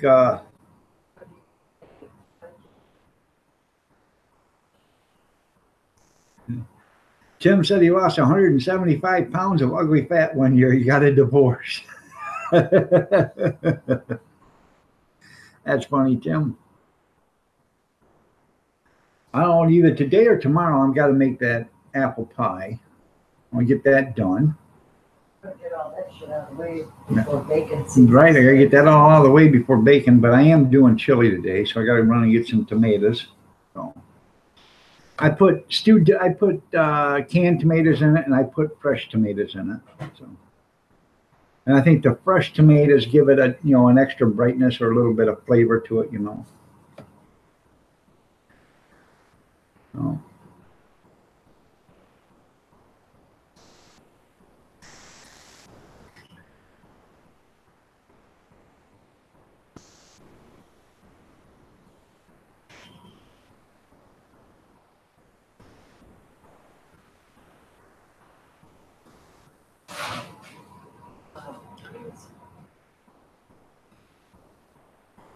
You can lay in the living room in case I want to lay down. Right. Huh? Eat your breakfast and then go back and lay down. Put that wedge underneath your legs so and underneath your knees, put your legs up. That way you take pressures off your back. Oh.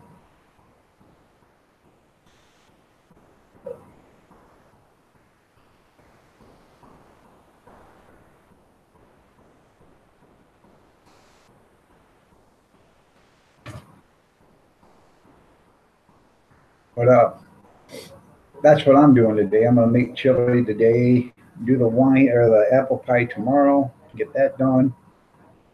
Apple pie really doesn't take that long anymore. First time I did it took me all day, and then I started figuring out better ways to do it.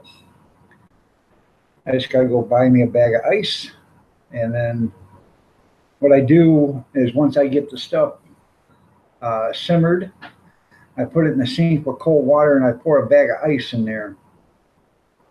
And then that helps chill it. So when I pour the apple juice into it, it doesn't, and the Everclear, it doesn't take so long to chill it down to so where you can pour the Everclear in it. I hate to pour alcohol into something that's over room temperature. So.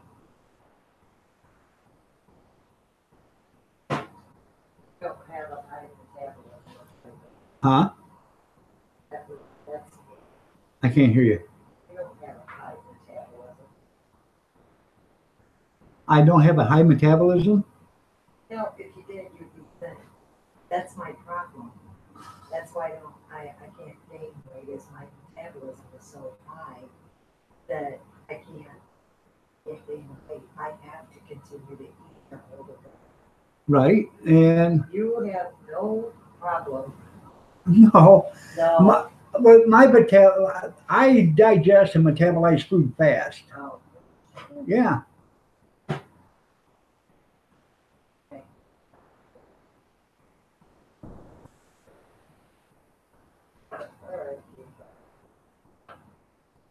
Yeah, most store-bought, they don't add too much flavor to it. Even the organic ones suck. But what are you gonna do? I don't have any homegrown tomatoes, so. Yeah, my daughter's tomatoes didn't do very good either, so. And I didn't make it down to the produce place this summer or this fall to grab a bunch of, a couple of baskets of tomatoes. I wanted to can some, but I didn't even make it down there to get those. So. And usually I don't can stewed tomatoes. I can tomato juice because tomato juice is so expensive to buy, according to the, other than tomatoes. But every once in a while the store I go to has buy 10 get one free of tomato juice. So when they do that, I buy 10 or 20, or I'll buy $10 worth, which means 11, or I'll buy $20 worth, which means 22 cans of tomato juice, because we use it for goulash, for chili. I like Bloody Mary, virgin Bloody Marys. So,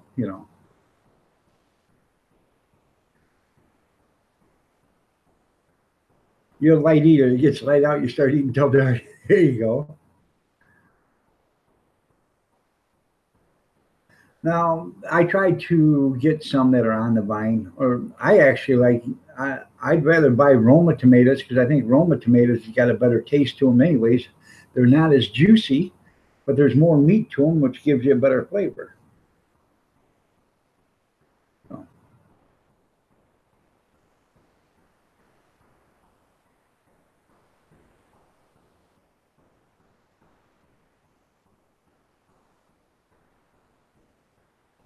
I love green fried tomatoes. We never got any this summer.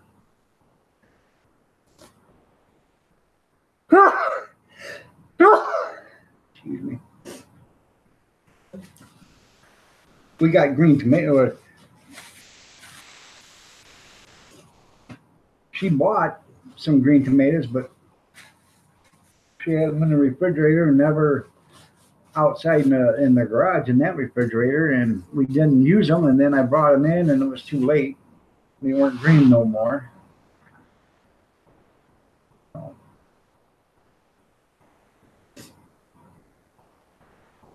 thank you, Marie.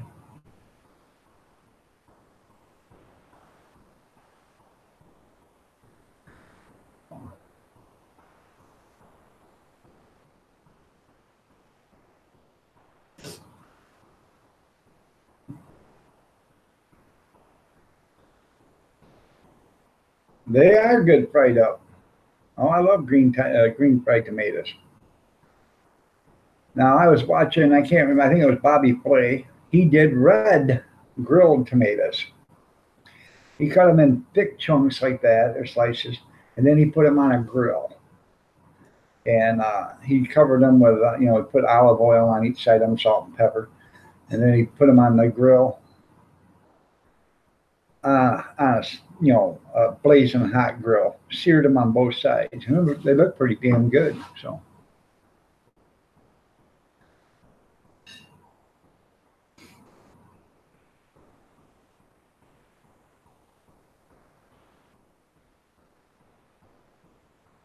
Yeah, I like, well, the juicy ones I will can too, but the Roma tomatoes I think are better. You put them on a sandwich just like you, Grizz, and you don't get all that tomato juice sogging up the bread or whatever,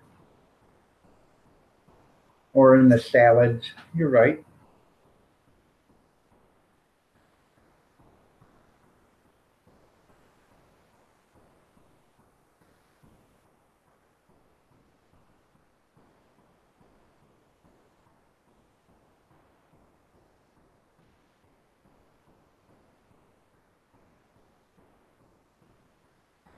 I like a meaty tomato. Slips down the road. There you go.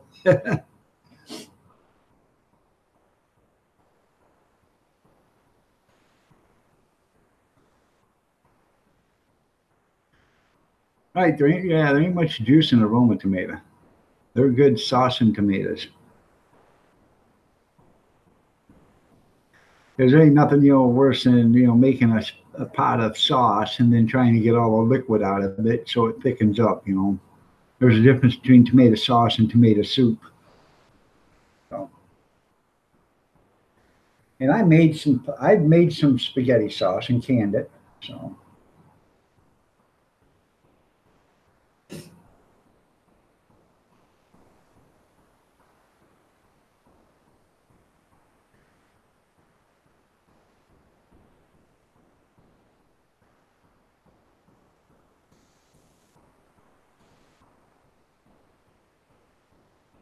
a little meat on the bones.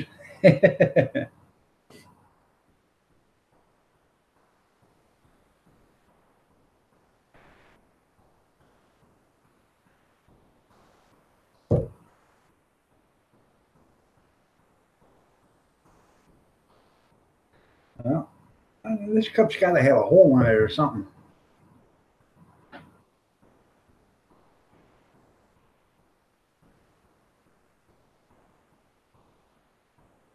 All right there, Marie. You have a good day. Thank you for being here.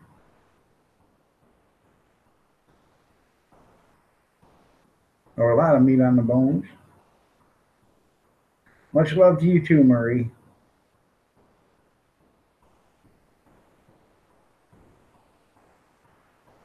I have no, what is a mortgage lifter tomatoes? I have no idea what that is. Chores are calling.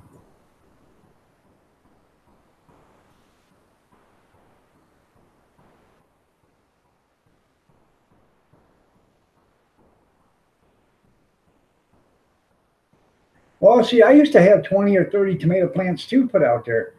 But the last year I grew tomatoes, they all got that stuff on the, rotted on the bottom of the tomatoes. And somebody's telling me there's too much acid in the soil. So we didn't use the garden this year.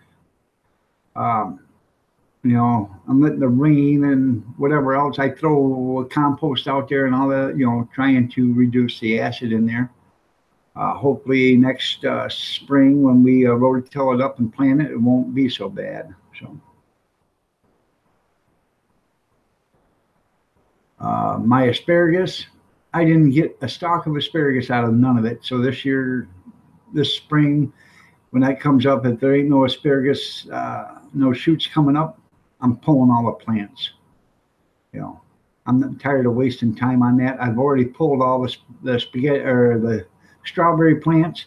Had like 200 strawberry plants, and I haven't got a quart of strawberries out of it in the last 5 years, so I'm not doing that no more either. And I'm going to start planting onions and garlic and stuff like that, stuff we use.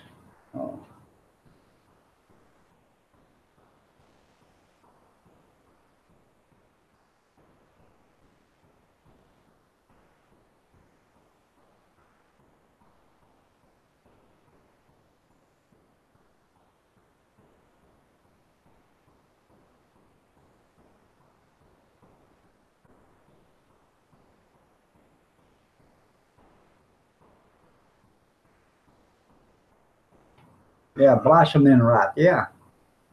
I don't know what it was, but out of every 20 potatoes or tomatoes, you'd have one or two that was good. And by the time you only get 2 or 3 tomatoes off in each plant, it ain't worth doing.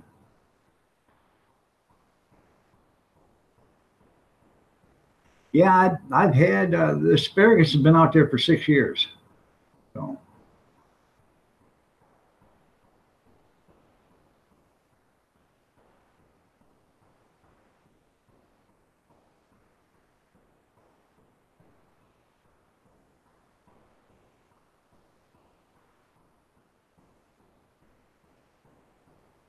So that's the biggest reason why I'm done, because I knew it took 3 years, and I probably gotten a pound of asparagus out of it in the last 6 years, and to me it's just not worth it. I can buy this for what kind of asparagus we eat. I can buy it, cheaper than that.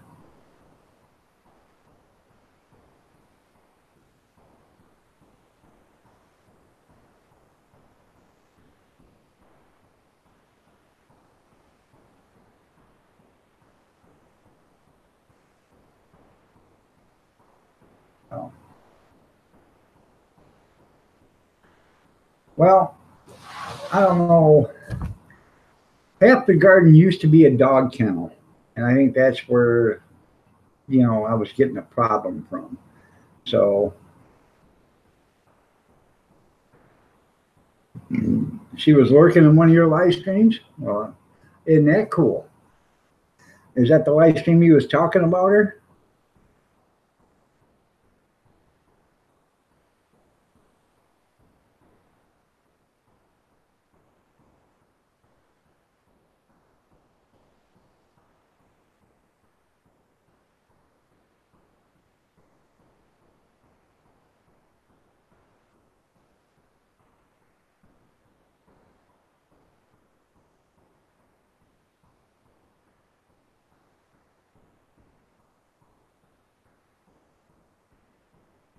Yeah, I'm crumble up some old sheetrock. Okay. And put that in there. I'll just go down to the store and buy a bag of lime. How's that?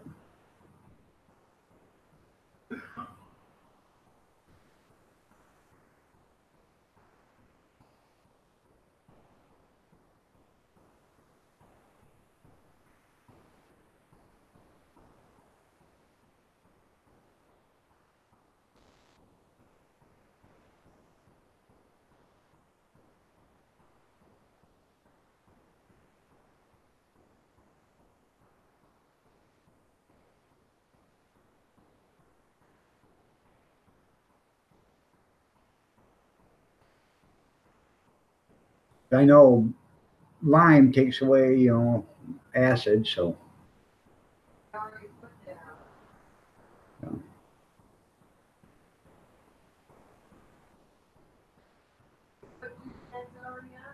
Of lime? Okay. All right. Well, my son-in-law put some lime on it, I guess, last year, so. That's when I wasn't able to go out there, but um, we'll try it again this spring, see what we get. I know time will take it out, the raining and the snow and all that other stuff, so.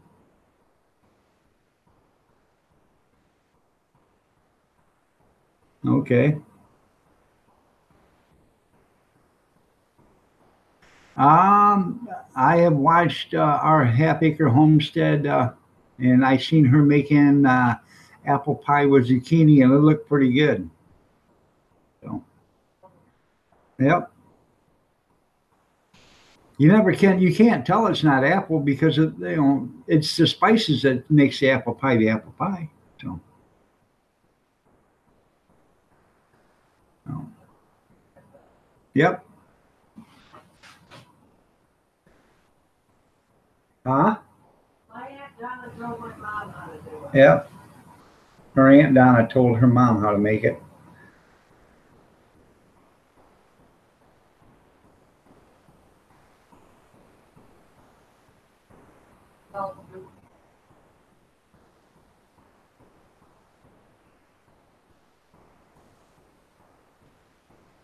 Well, if I happen to drive around and see somebody's got some drywall out there at the curb, I'll pick up a few pieces of it.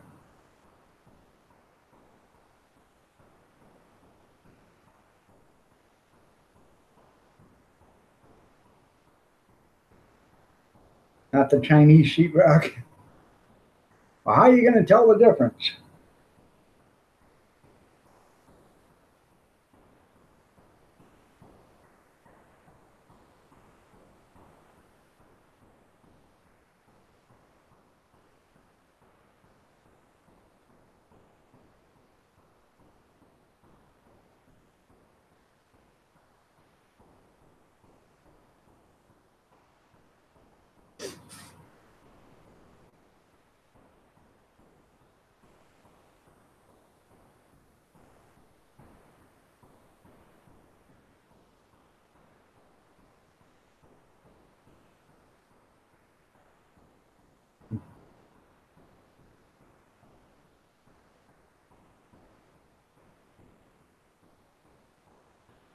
Now, I've got an old pool frame, um, a round pool, and it's got the legs and all with it. And it's got the, actually, I thought it was a trampoline, but it might be, it is a trampoline frame. But the pipes are this big around. And it's, I think, 20 feet, circle. And what I got it for one reason only. Is the neighbors had it, so I brought it over. It was all torn apart sitting at the curb, so I went over and picked it all up. And I want to take it out and set it on the concrete and take half of it, to make it like this. and you got the legs that are sticking out, and I want to put PVC pipe from them legs over here to this other section with the legs, and I want to make me a greenhouse with it, and then cover it with, some heavy gauge plastic. And I think it'll work pretty good.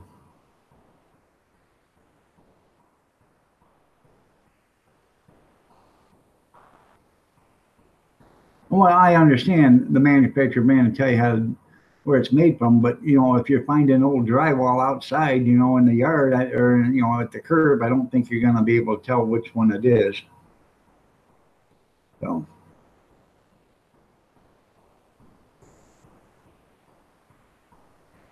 Good morning, Jen's Universe. How are you doing? You're looking lovely as ever. Nice to have you here.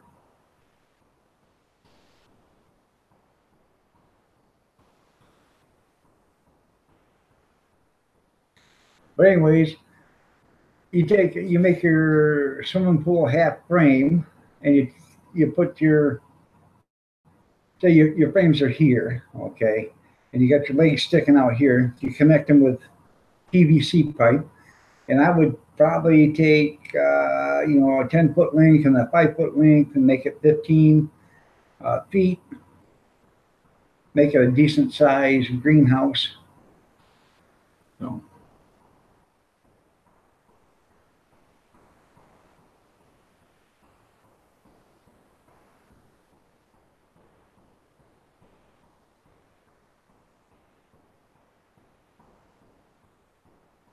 Okay.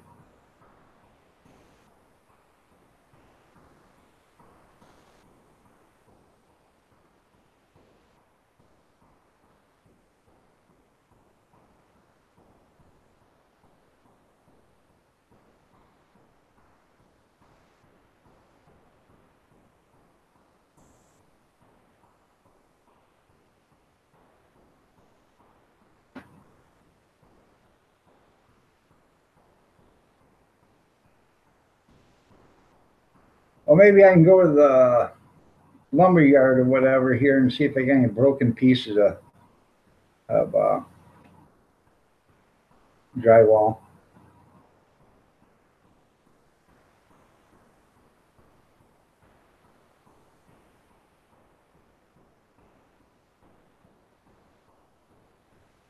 Right.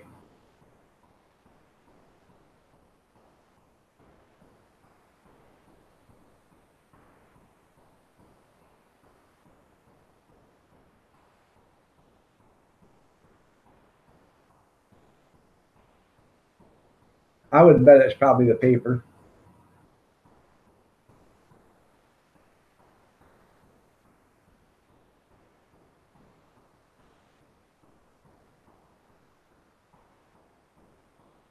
My daughter, this is funny, my daughter went to the Lowe's and she wanted to buy drywall. So I can't remember what she thought, but drywall comes in two pieces, and you peel the tape and you pull one piece off or whatever. And she didn't know anything about it. She didn't think anything about it. She thought when you bought drywall and being it was hooked together, you got both pieces for the one price. So she bought, she needed, I don't know, like 10 or 12 sheets of drywall. She's, oh, well, I only need 6. So she loaded it up in the back of her pickup, drove to the gate, and they said, oh, I got, 6 sheets of drywall or something. I can't remember how she done it. And I said, Casey, I said, each one of them is $7. She said, no, it's not. They come in bundles. It's $7 a pack. I said, no, it's not. She said, oh.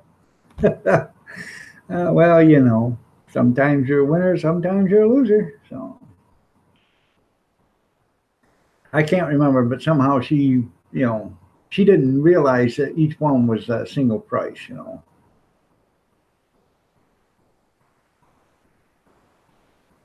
Yeah, it's sure hard to put it up that way, two pieces at a time. Yeah. That's some thick drywall. When I redid the house over there on the other house, and we built a garage, I bought 750 sheets of 7/16 OSB. And the reason why I bought it, I got it really cheap. I give $1 a sheet for it. And what it was is cutoffs. It was 47.5 inches wide by a 1/4 inch smaller than 8 feet or whatever. So, and they were just cutoffs. So I bought them and I got them for $1 a piece. Well, we ended up sheeting the roof. I put 2 layers on top of the roof. So that made it almost an inch thick, 14/16, so 7/8 or whatever you want to call it, thick on the roof. And then I did the garage. We did 2 sheets all the way around the garage, the roof, and I did 2 sheets on the floor. And then upstairs, I sheeted the walls upstairs in the garage with that, and I did 2 sheets on that to sturdy it up, because this garage, when it was all said and done, was 24 feet tall. It looked like a hotel sitting there. It was only 9 feet wide, but it was 24 feet tall. And yeah, $7.50 a sheet. I bought this back in 1999 for $1 a sheet. The neighbor, he was doing the work for me. A lot of the work he was doing, some work for me. He was doing the heating and plumbing for the heating and stuff like that, duct work, and he was going to build the garage. So I had him go get he had a trailer, so he went and got all the OSB for me, and I paid him for it. I paid for the OSB and had him go pick it up. So, and when it was all said and done, I had like 25 sheets left over. And I give it to him because I didn't need it. I didn't want to store it anywhere because I had no place actually to store it. I didn't want it taking up room anywhere, but for $1 a sheet, it was cheap enough to get rid of. So, yeah, it was a lot higher than that not long ago. So.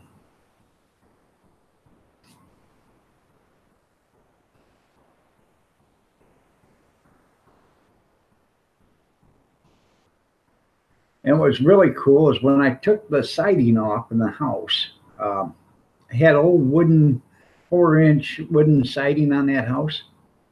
I took the siding off and I did the best I could, taking off, without breaking it all. I piled it out front in the yard. And some guy come over and he picked up the entire pile of it. I asked him what he was going to do with it. He said, well, I'm going to side some of my, garage with it. And the rest of it, I'm going to burn in my wood stove. Hey, more power to you. So that saved me, from putting it in a roll-off box and wasting space on roll-off, even though I got the roll-off for free. But, yeah, you got through screwing all the hurricane victims. You're right.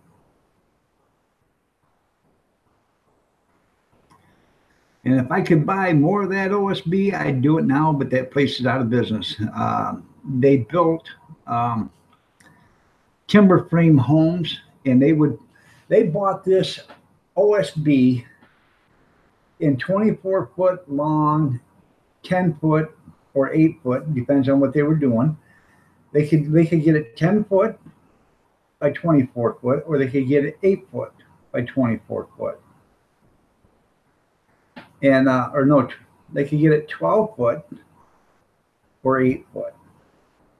12-foot by 24 or 8-foot by 24. And when they got it 12-foot by 24, it'd come in on a special trailer diagonally, you know, like you see it on the trains or whatever. That way it wasn't so wide, but it come in on a truck diagonally. And they would they had a special bracket that they'd pull up to it, and you know, forklift, and it would clamp on the top of it, and it would actually hold it right there on an angle, and then it would just lower it right down and put it on you know, on some kind of table or blocks or something like that to keep it off the ground. But what I would buy when I was buying it, I was buying the cutoffs from the 12-foot. And, you know, because the 8-foots, they didn't cut. They would cut the 8-foots, you know, the 24-foot length, but they wouldn't cut the height off them. And when they were doing 12-footers, you know, if they had to do, you know, bottom sections or 10-foots or whatever, that's when they started cutting that stuff. And you could buy 2x8s, you know, 2-foot by 8-foots. You could buy 4-foot by 8-foots, 3-foot by 8-foots. They had different bundles and different, you know, pallets full of that stuff. And then they were all just cutoffs for different designs. But they built timber frame homes, and they would take that OSB, lay it on a table, and they would put a 4 or 6 inch thick piece of foam on it. After they'd put glue on the OSB, then put the foam on there, and they'd come in with a big router, and they would router out where the beams were supposed to go and all this other stuff. And they would set the wall, and then they would slide the beam right through the wall, right into the floor, and secure it that way. It was pretty neat how they did it. And then they would have to have an air pump. When they built the houses, you'd have to have an air pump to pump in air, because these houses were so tight, you couldn't get air into them. You could shut the door, you know, shut the front door, and if you had a door open upstairs, it would slam shut because of the air pressure. So they had to have an air pump on, you know, these houses that would pump in air to make sure, you know, the house got ventilated. So yeah, now they're going to start on the fire victims. You're right. It is. Good morning, Brian. How are you doing? Nice to have you here. You know what OSB stands for, don't you? Oh, swell up board. That's what it sounds. That's what it stands for. Instead of oriented strand board, it's oh, swell up board. So if you get it wet, it swells right up. So.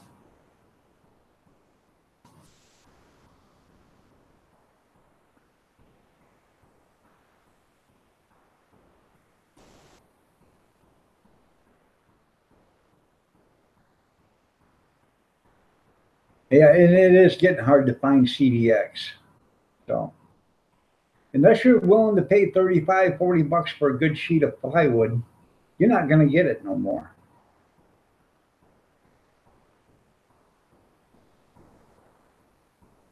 I need more hair. Yeah, there you go.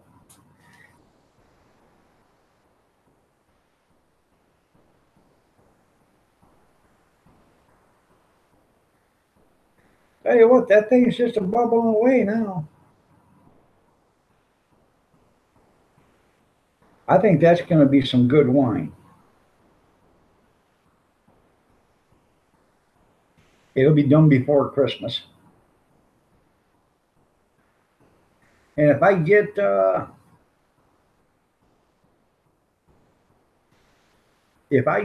apple pie done tomorrow,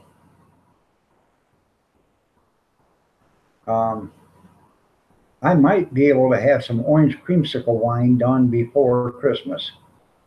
So, because I'm going to make an alcohol wash. And I got a bucket that I use for it, but that's what I'm going to use the apple pie for when I make it tomorrow. So I got to get that done first before I use the bucket for that. Because I don't know if you guys remember it, but I put a spigot on it and all that other stuff. So.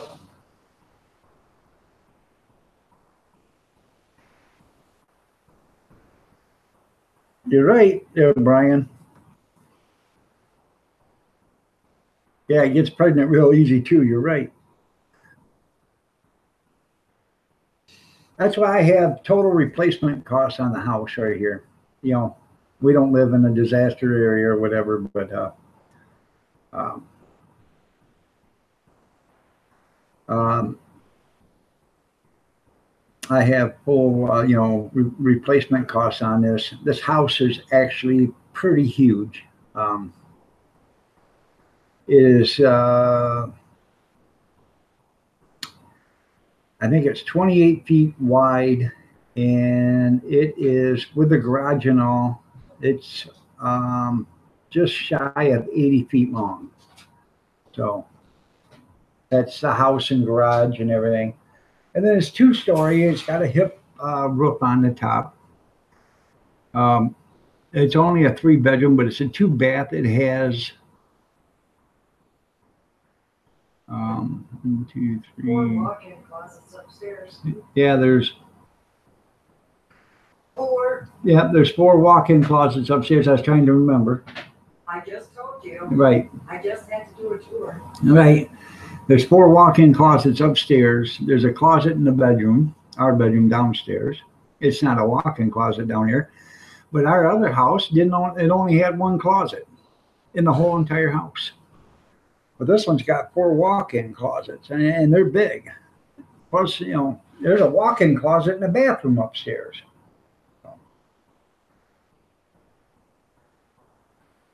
Yeah, I only give 62.5 for this house when I bought it. But I had to put in new floors and some ceilings and stuff like that. I worked in this house for 3 months before we moved in. I have no idea what it's worth now, but I'm sure she's worth well over 95 or 100,000. So I'd like to sell it. If I could get 80, 85 out of it, I'd sell it. So, but it's, you couldn't build this size of house for 85 or $100,000. So not with what the cost of material is. So.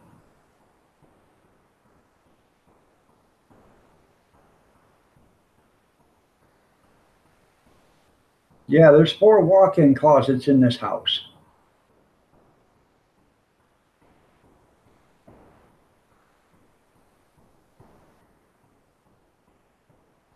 And they're all 7, 8 feet wide, 8, 9 feet tall or long, 10 feet long. They're all big.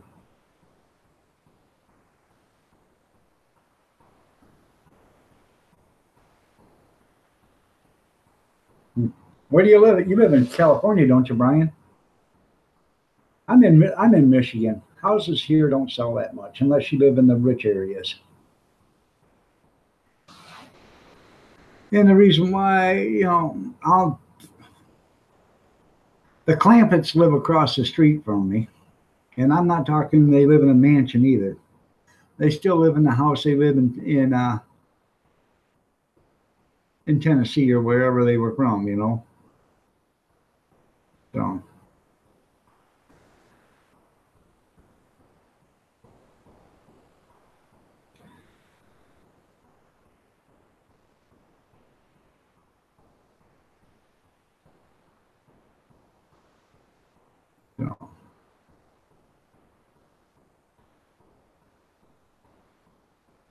You rent an apartment now?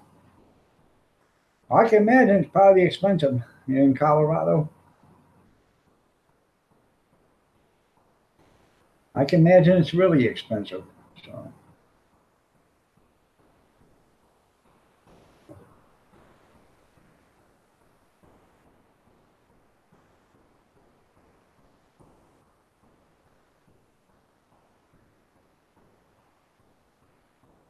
I'd love to actually sell this and then move to Tennessee or something like that, somewhere where the climate is more milder.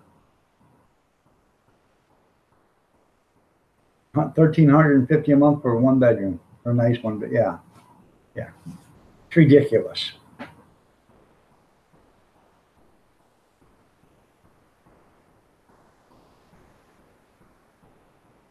There you go.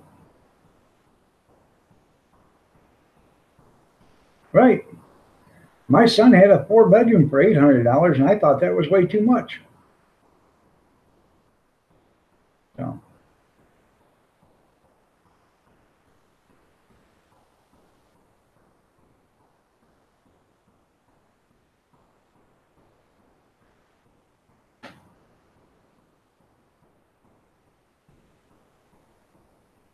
three-bedroom, two-bath brick home. Yep.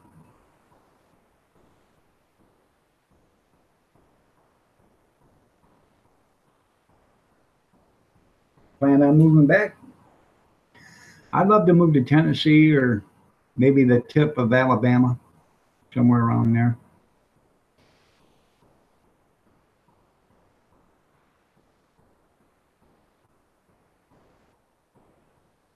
You're right.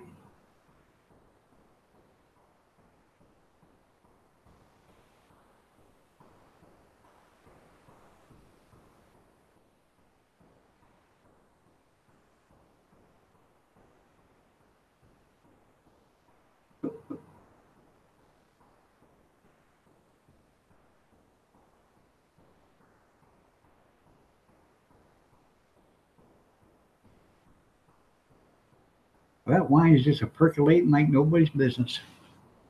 Give me a second. I'll be right back. I gotta give me another cup of coffee.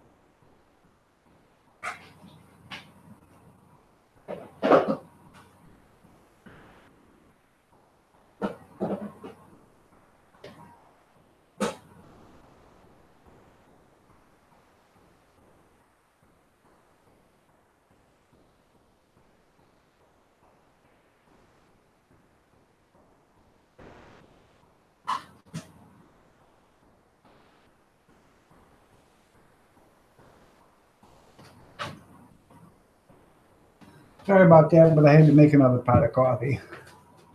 No.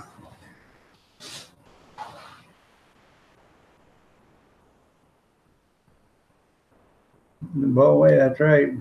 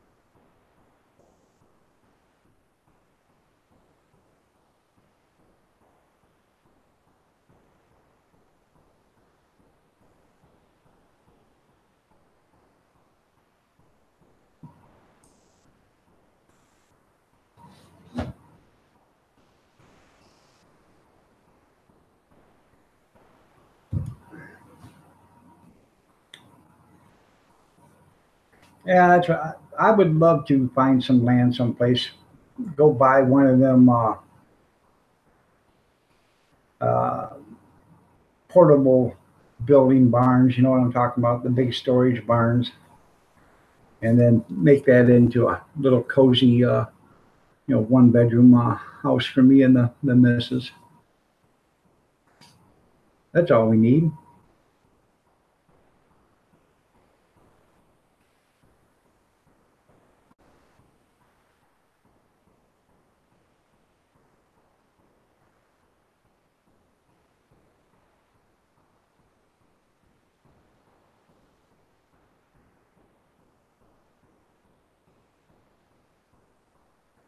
Well, what I don't like here in Michigan is if you buy a car, you pay sales tax on it. If you sell a car, if you buy, all right, you buy a brand new car, you pay sales tax on it. You buy a used car, you pay sales tax on it. Some cars get bought and sold 4, 5, 6, 7, 8, 9, 10 times, and they get sales tax on them every time they get sold. Figure that one out.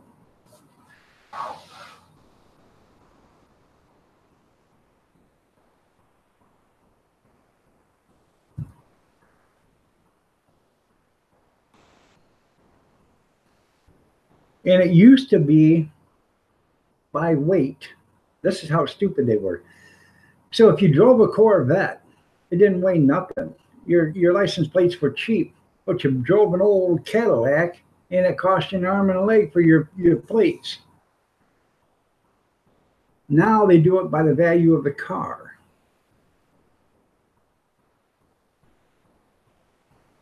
Um, Cadillac, or Cadillacs, newer Cadillacs, and all the Corvettes and Porsches and stuff like that. Their plates are more expensive than a Corsica or a Prius or whatever.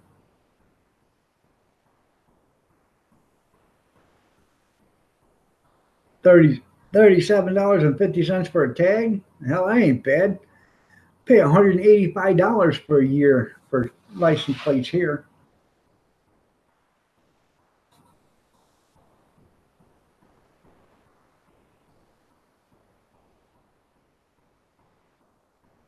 We have the highest gas tax in the country, I think.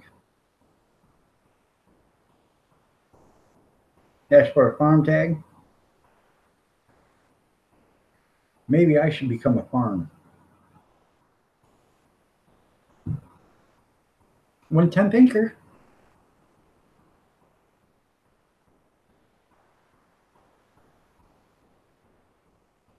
Are you sure?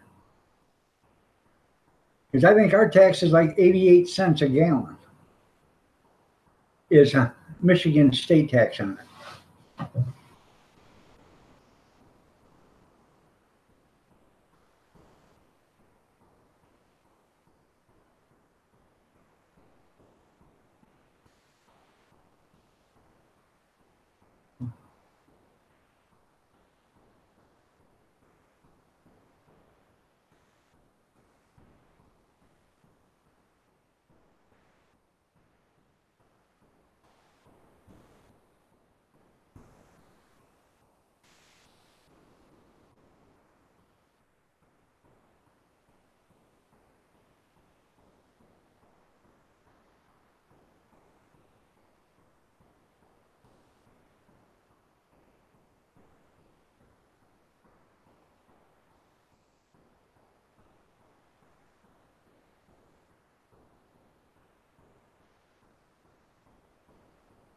They would pay 60 cents a gallon, state and federal taxes. California is 73%, 73 cents per gallon. Let's see what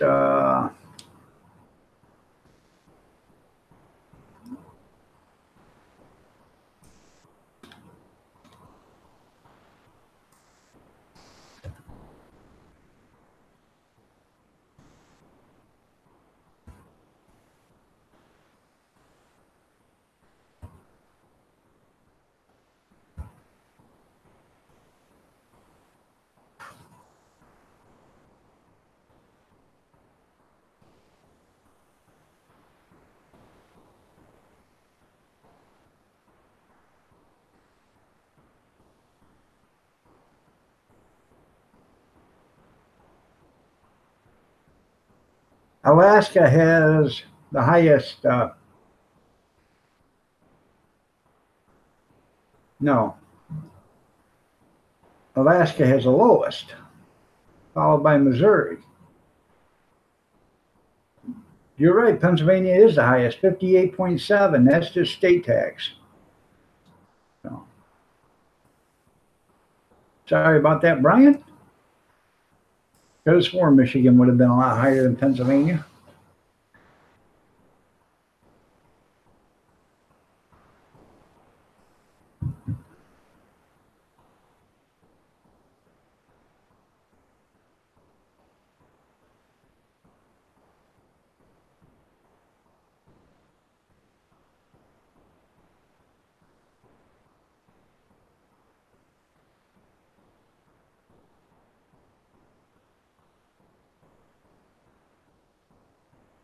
Huh.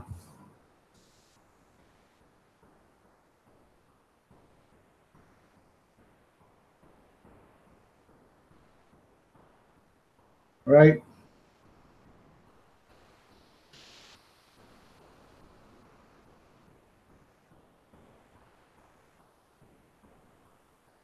Shit. You want to see some bad roads? Come to Michigan, man. You talk about a backlog.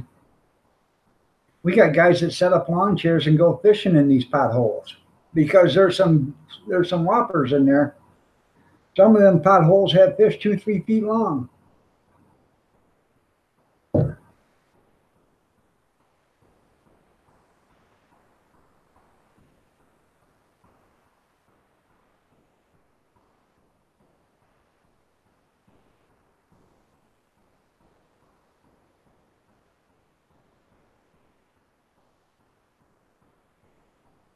Huh.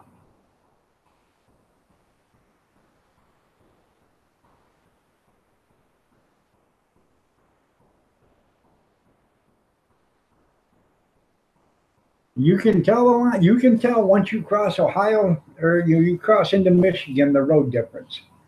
Have you ever watched Home Improvement when Tim Allen's driving? He's driving down, I think 75 or 23 or whatever, and and then all of a sudden it moves right out, and he said, "Whoa, we got to turn around." And she says, "Why?" He says, "Because we're in Ohio." How do you know? He said, "The road just changed."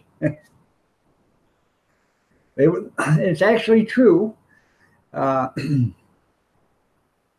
Tim uh, Tim Allen, he has relatives that live in Hudson, Michigan. He is from Detroit. So what they did is they were doing a family reunion or a wedding or something like that that was in Hudson. And he was supposed to go to Hudson, but he didn't know how to. He'd never been there before, and so he didn't know how to get there. Or he got lost going there. It was pretty cool. Now Hudson is where I just come from. Had the auction at Saturday, so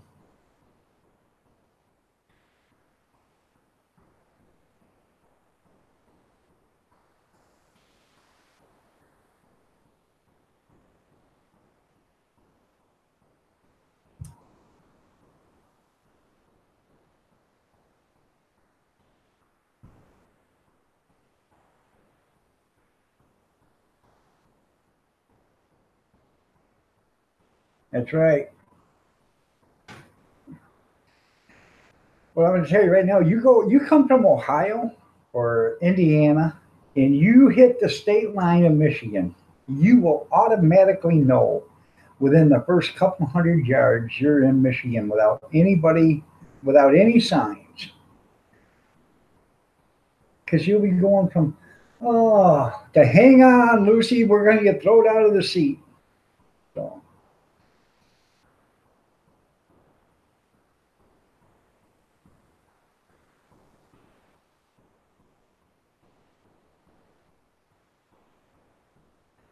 Think about moving some of them oil lamps and putting that jug up there someplace so you can actually see this thing burp when it's burping. I should put some colored dye in the burper itself. That way you can see it burping. So, some food coloring.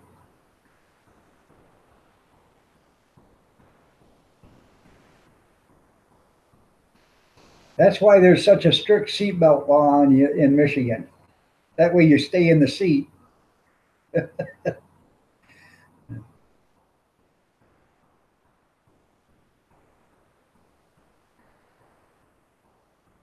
lot of people say, well, it's them damn trucks tearing up the road. They're so heavy. Well, you're right. But then again, if Michigan didn't have that truck standard that they have, the doubles in 165,000 pounds, if they didn't have that, there'd be not twice, 2.5 times more trucks, because trucks only, a regular semi is only allowed 80,000 gross. So if you get 2 trucks, that's only 160. So what are you going to do with the extra 5,000? And it's going to be more than that because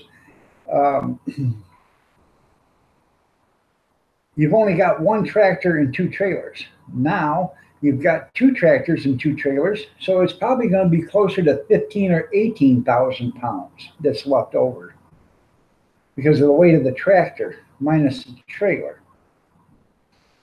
So now you got 18,000, which is another 9 ton. So that has to go on a 3rd truck. So you figure that one out. And 3 trucks, 18 wheels, because that's all you're allowed on just if you want an 18-wheeler, 3 trucks, you got 18, 36, and 18 more is what?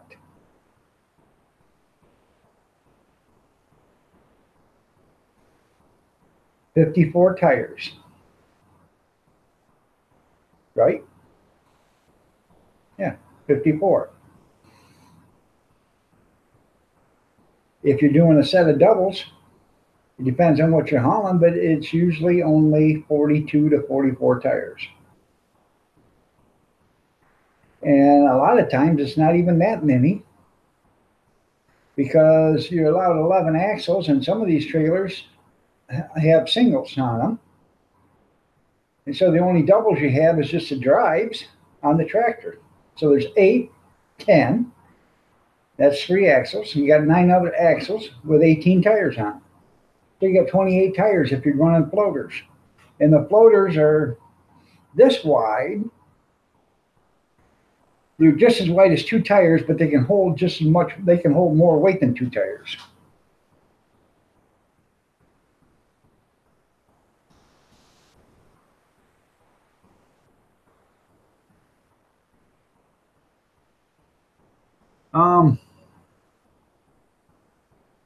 That's what the orange barrels are, the state, and they're not on the endangered species list here in Michigan. They are the state animal.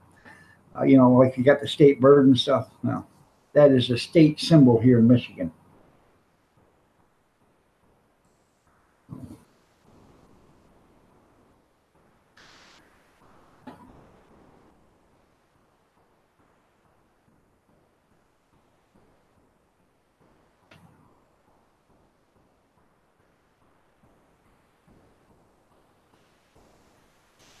Well, they start around April working here, and they work right up until, December.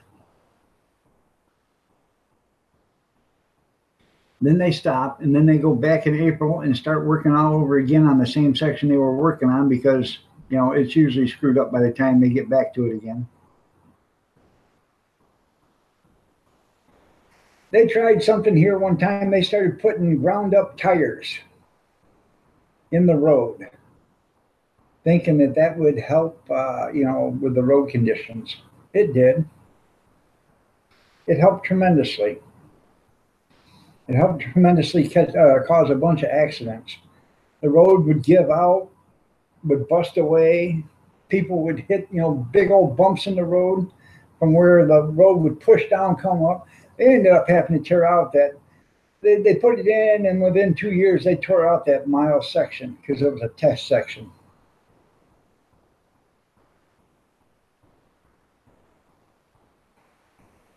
Well, here in Michigan, you allow an hour. We went down to Tennessee, and we got in Ohio, and there was construction, and it took us an hour and 15 minutes to go 6 miles. We were breaking all sorts of land speed records, and it's the same way up here in Michigan.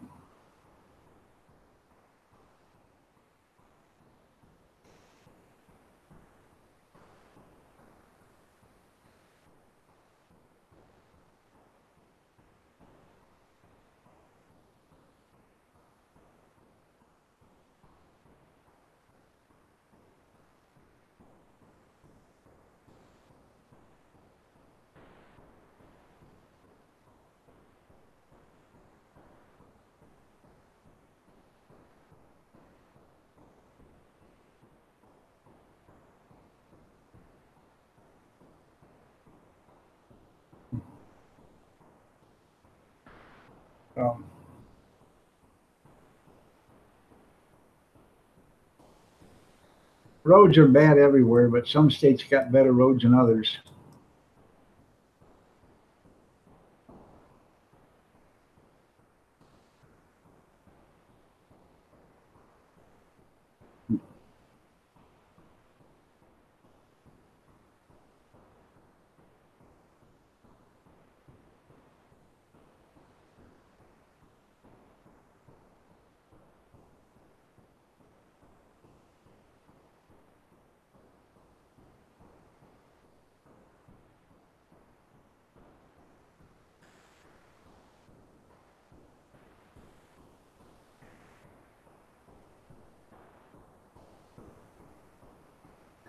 You have to pay to drive on it at 45 mile an hour.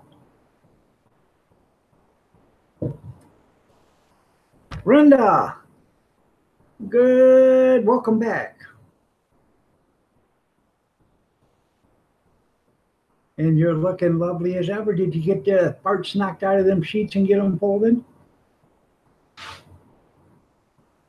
Yep, assault rifles are mandatory. Huh.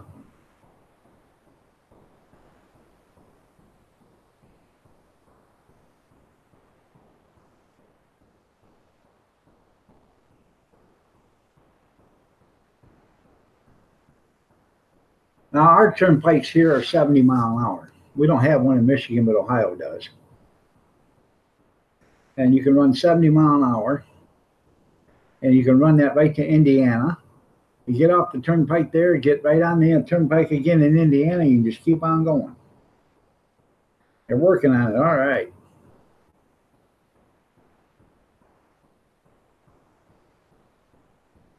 But the turnpike in Indiana is owned by a private corporation. Imagine that. Taking state land, a state road that the state paid for, they sold it to some corporation. Now the corporations, they bought it for nothing. I bet they paid less than $10 a mile for it. But they have to keep it up. Well, that's no big deal. When you're getting, they're probably making, I don't know, $10,000, $12,000 a day on it. And, you only got to do so much work on it every year. So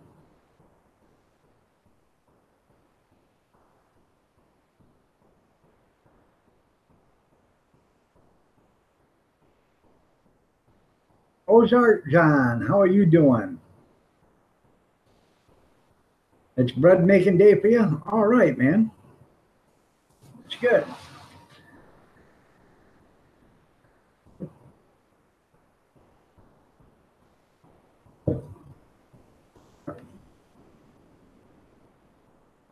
Fred Straw.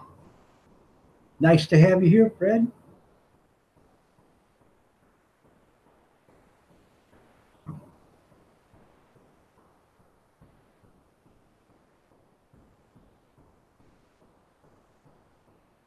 Yeah, I think PA Turnpike probably is the same way.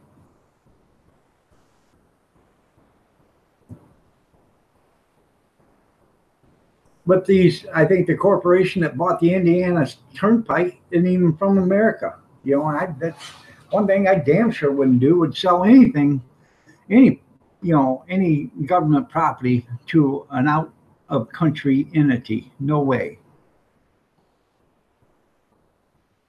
And I would put that in the contract when I sold it. It could not be sold, unless it was an American company. So even so, if you sold it to somebody and they couldn't sell it to an out of country company.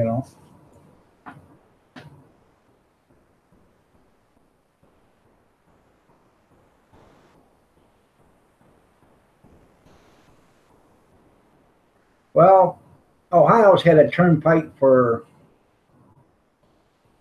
oh hell, I bet it's been 50, 60 years at least. I know it's been over 50 years.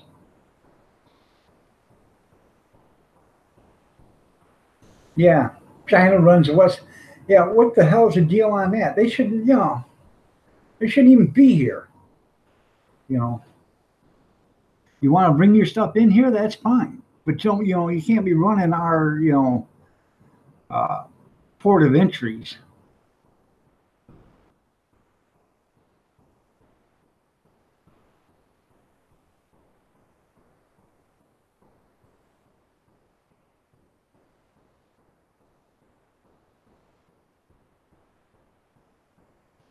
Yeah, and that's something. How we built it, we paid for it, and everything else, and they finally give it back to them a couple years ago or whatever. Yeah, I don't think we quite got our money's worth out of it either.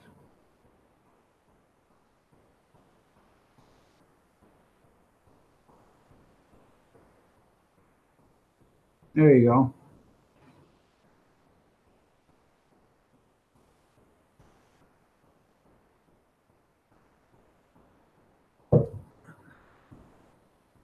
Smart thinkers, that's right.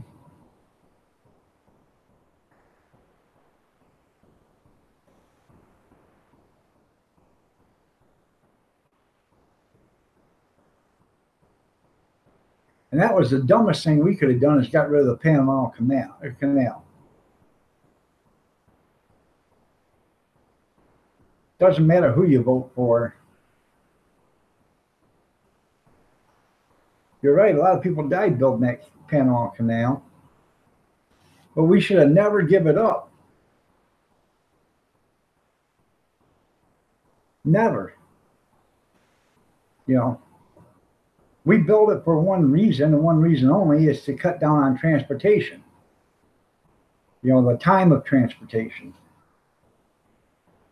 to move equipment and everything else. Well, now they build these ships so damn big they can barely fit in it. Well, maybe there should have been a guideline. You can't build these ships so big they can't fit in it. Or walk around, buddy. Walk around.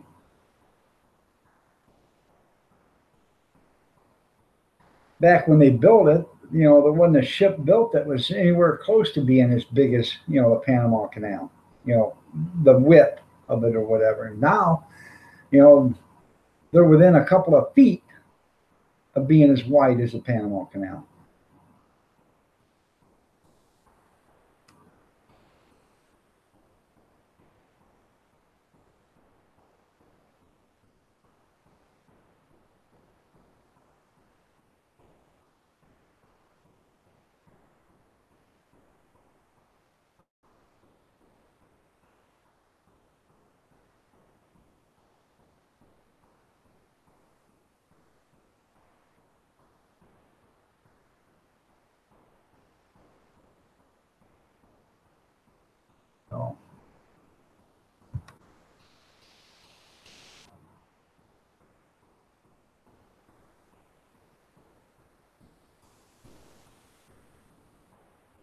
I don't know, it gets me how, it boggles the mind how stupid people really are, you know. You know, something that we bought and paid for, sweated, died, and did all this other stuff for, and then they give it away. I don't know what it cost to build it. It was like, what, $1 billion back then? Which was, you know, a lot of money. Now $1 billion isn't that much money, according to, you know, the government. But $1 billion back then was. Now it probably costs 250 billion or $1 trillion to build the same thing, at least.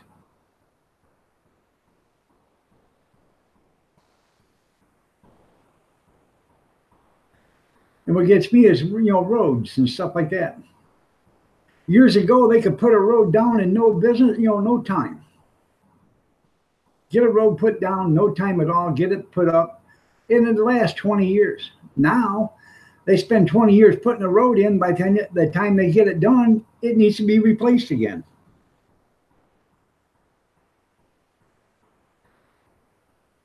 Yeah, you can overestimate how dumb people are. You're right.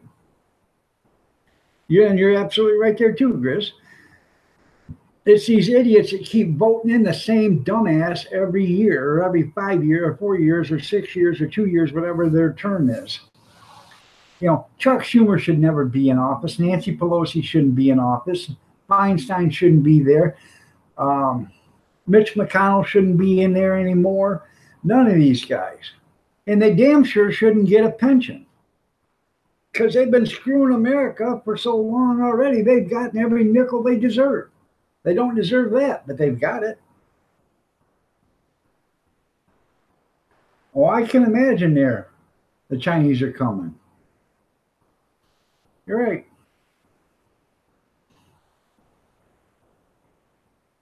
Chinese, right now they're putting bases all over the world. And they're doing it for one reason only. It's because they want to take over the world. And if we're not smart, and if we're that dumb not to see it, there's something wrong with America. There's something wrong with the politicians. So.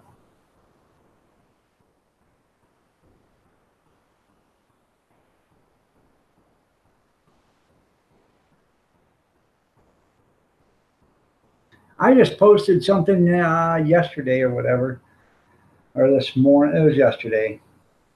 Some Mexican woman was asking this guy, you know, about racism and stuff, you know, about the Democratic Party, and I can't remember what she said. And she's blaming the Republicans. Well, this guy, he was married to a Latino woman. She was from Venezuela, so she's Latino, and he is from another country, and he's here. They're both first-generation immigrants. And he flat told her, he said, why don't you check it out?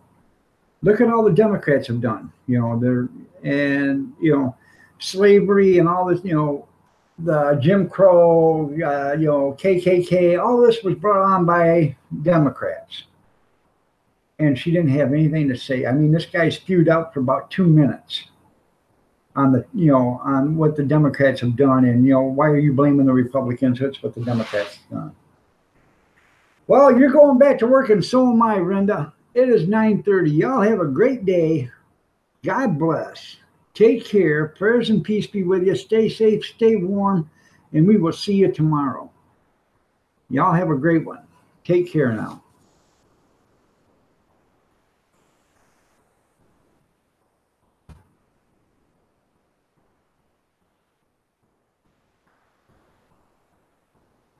That's right. You're absolutely right, Ozark. They just buy it. So, all right, there. I'll look at it. Chinese are coming. Okay. I'll do it after I look at breakfast. Red dawn is coming. You're right. So people better, you know, beware, because sooner or later you're going to wake up and you're going to be speaking a different language. So, y'all have a great day. God bless, and we'll see you later.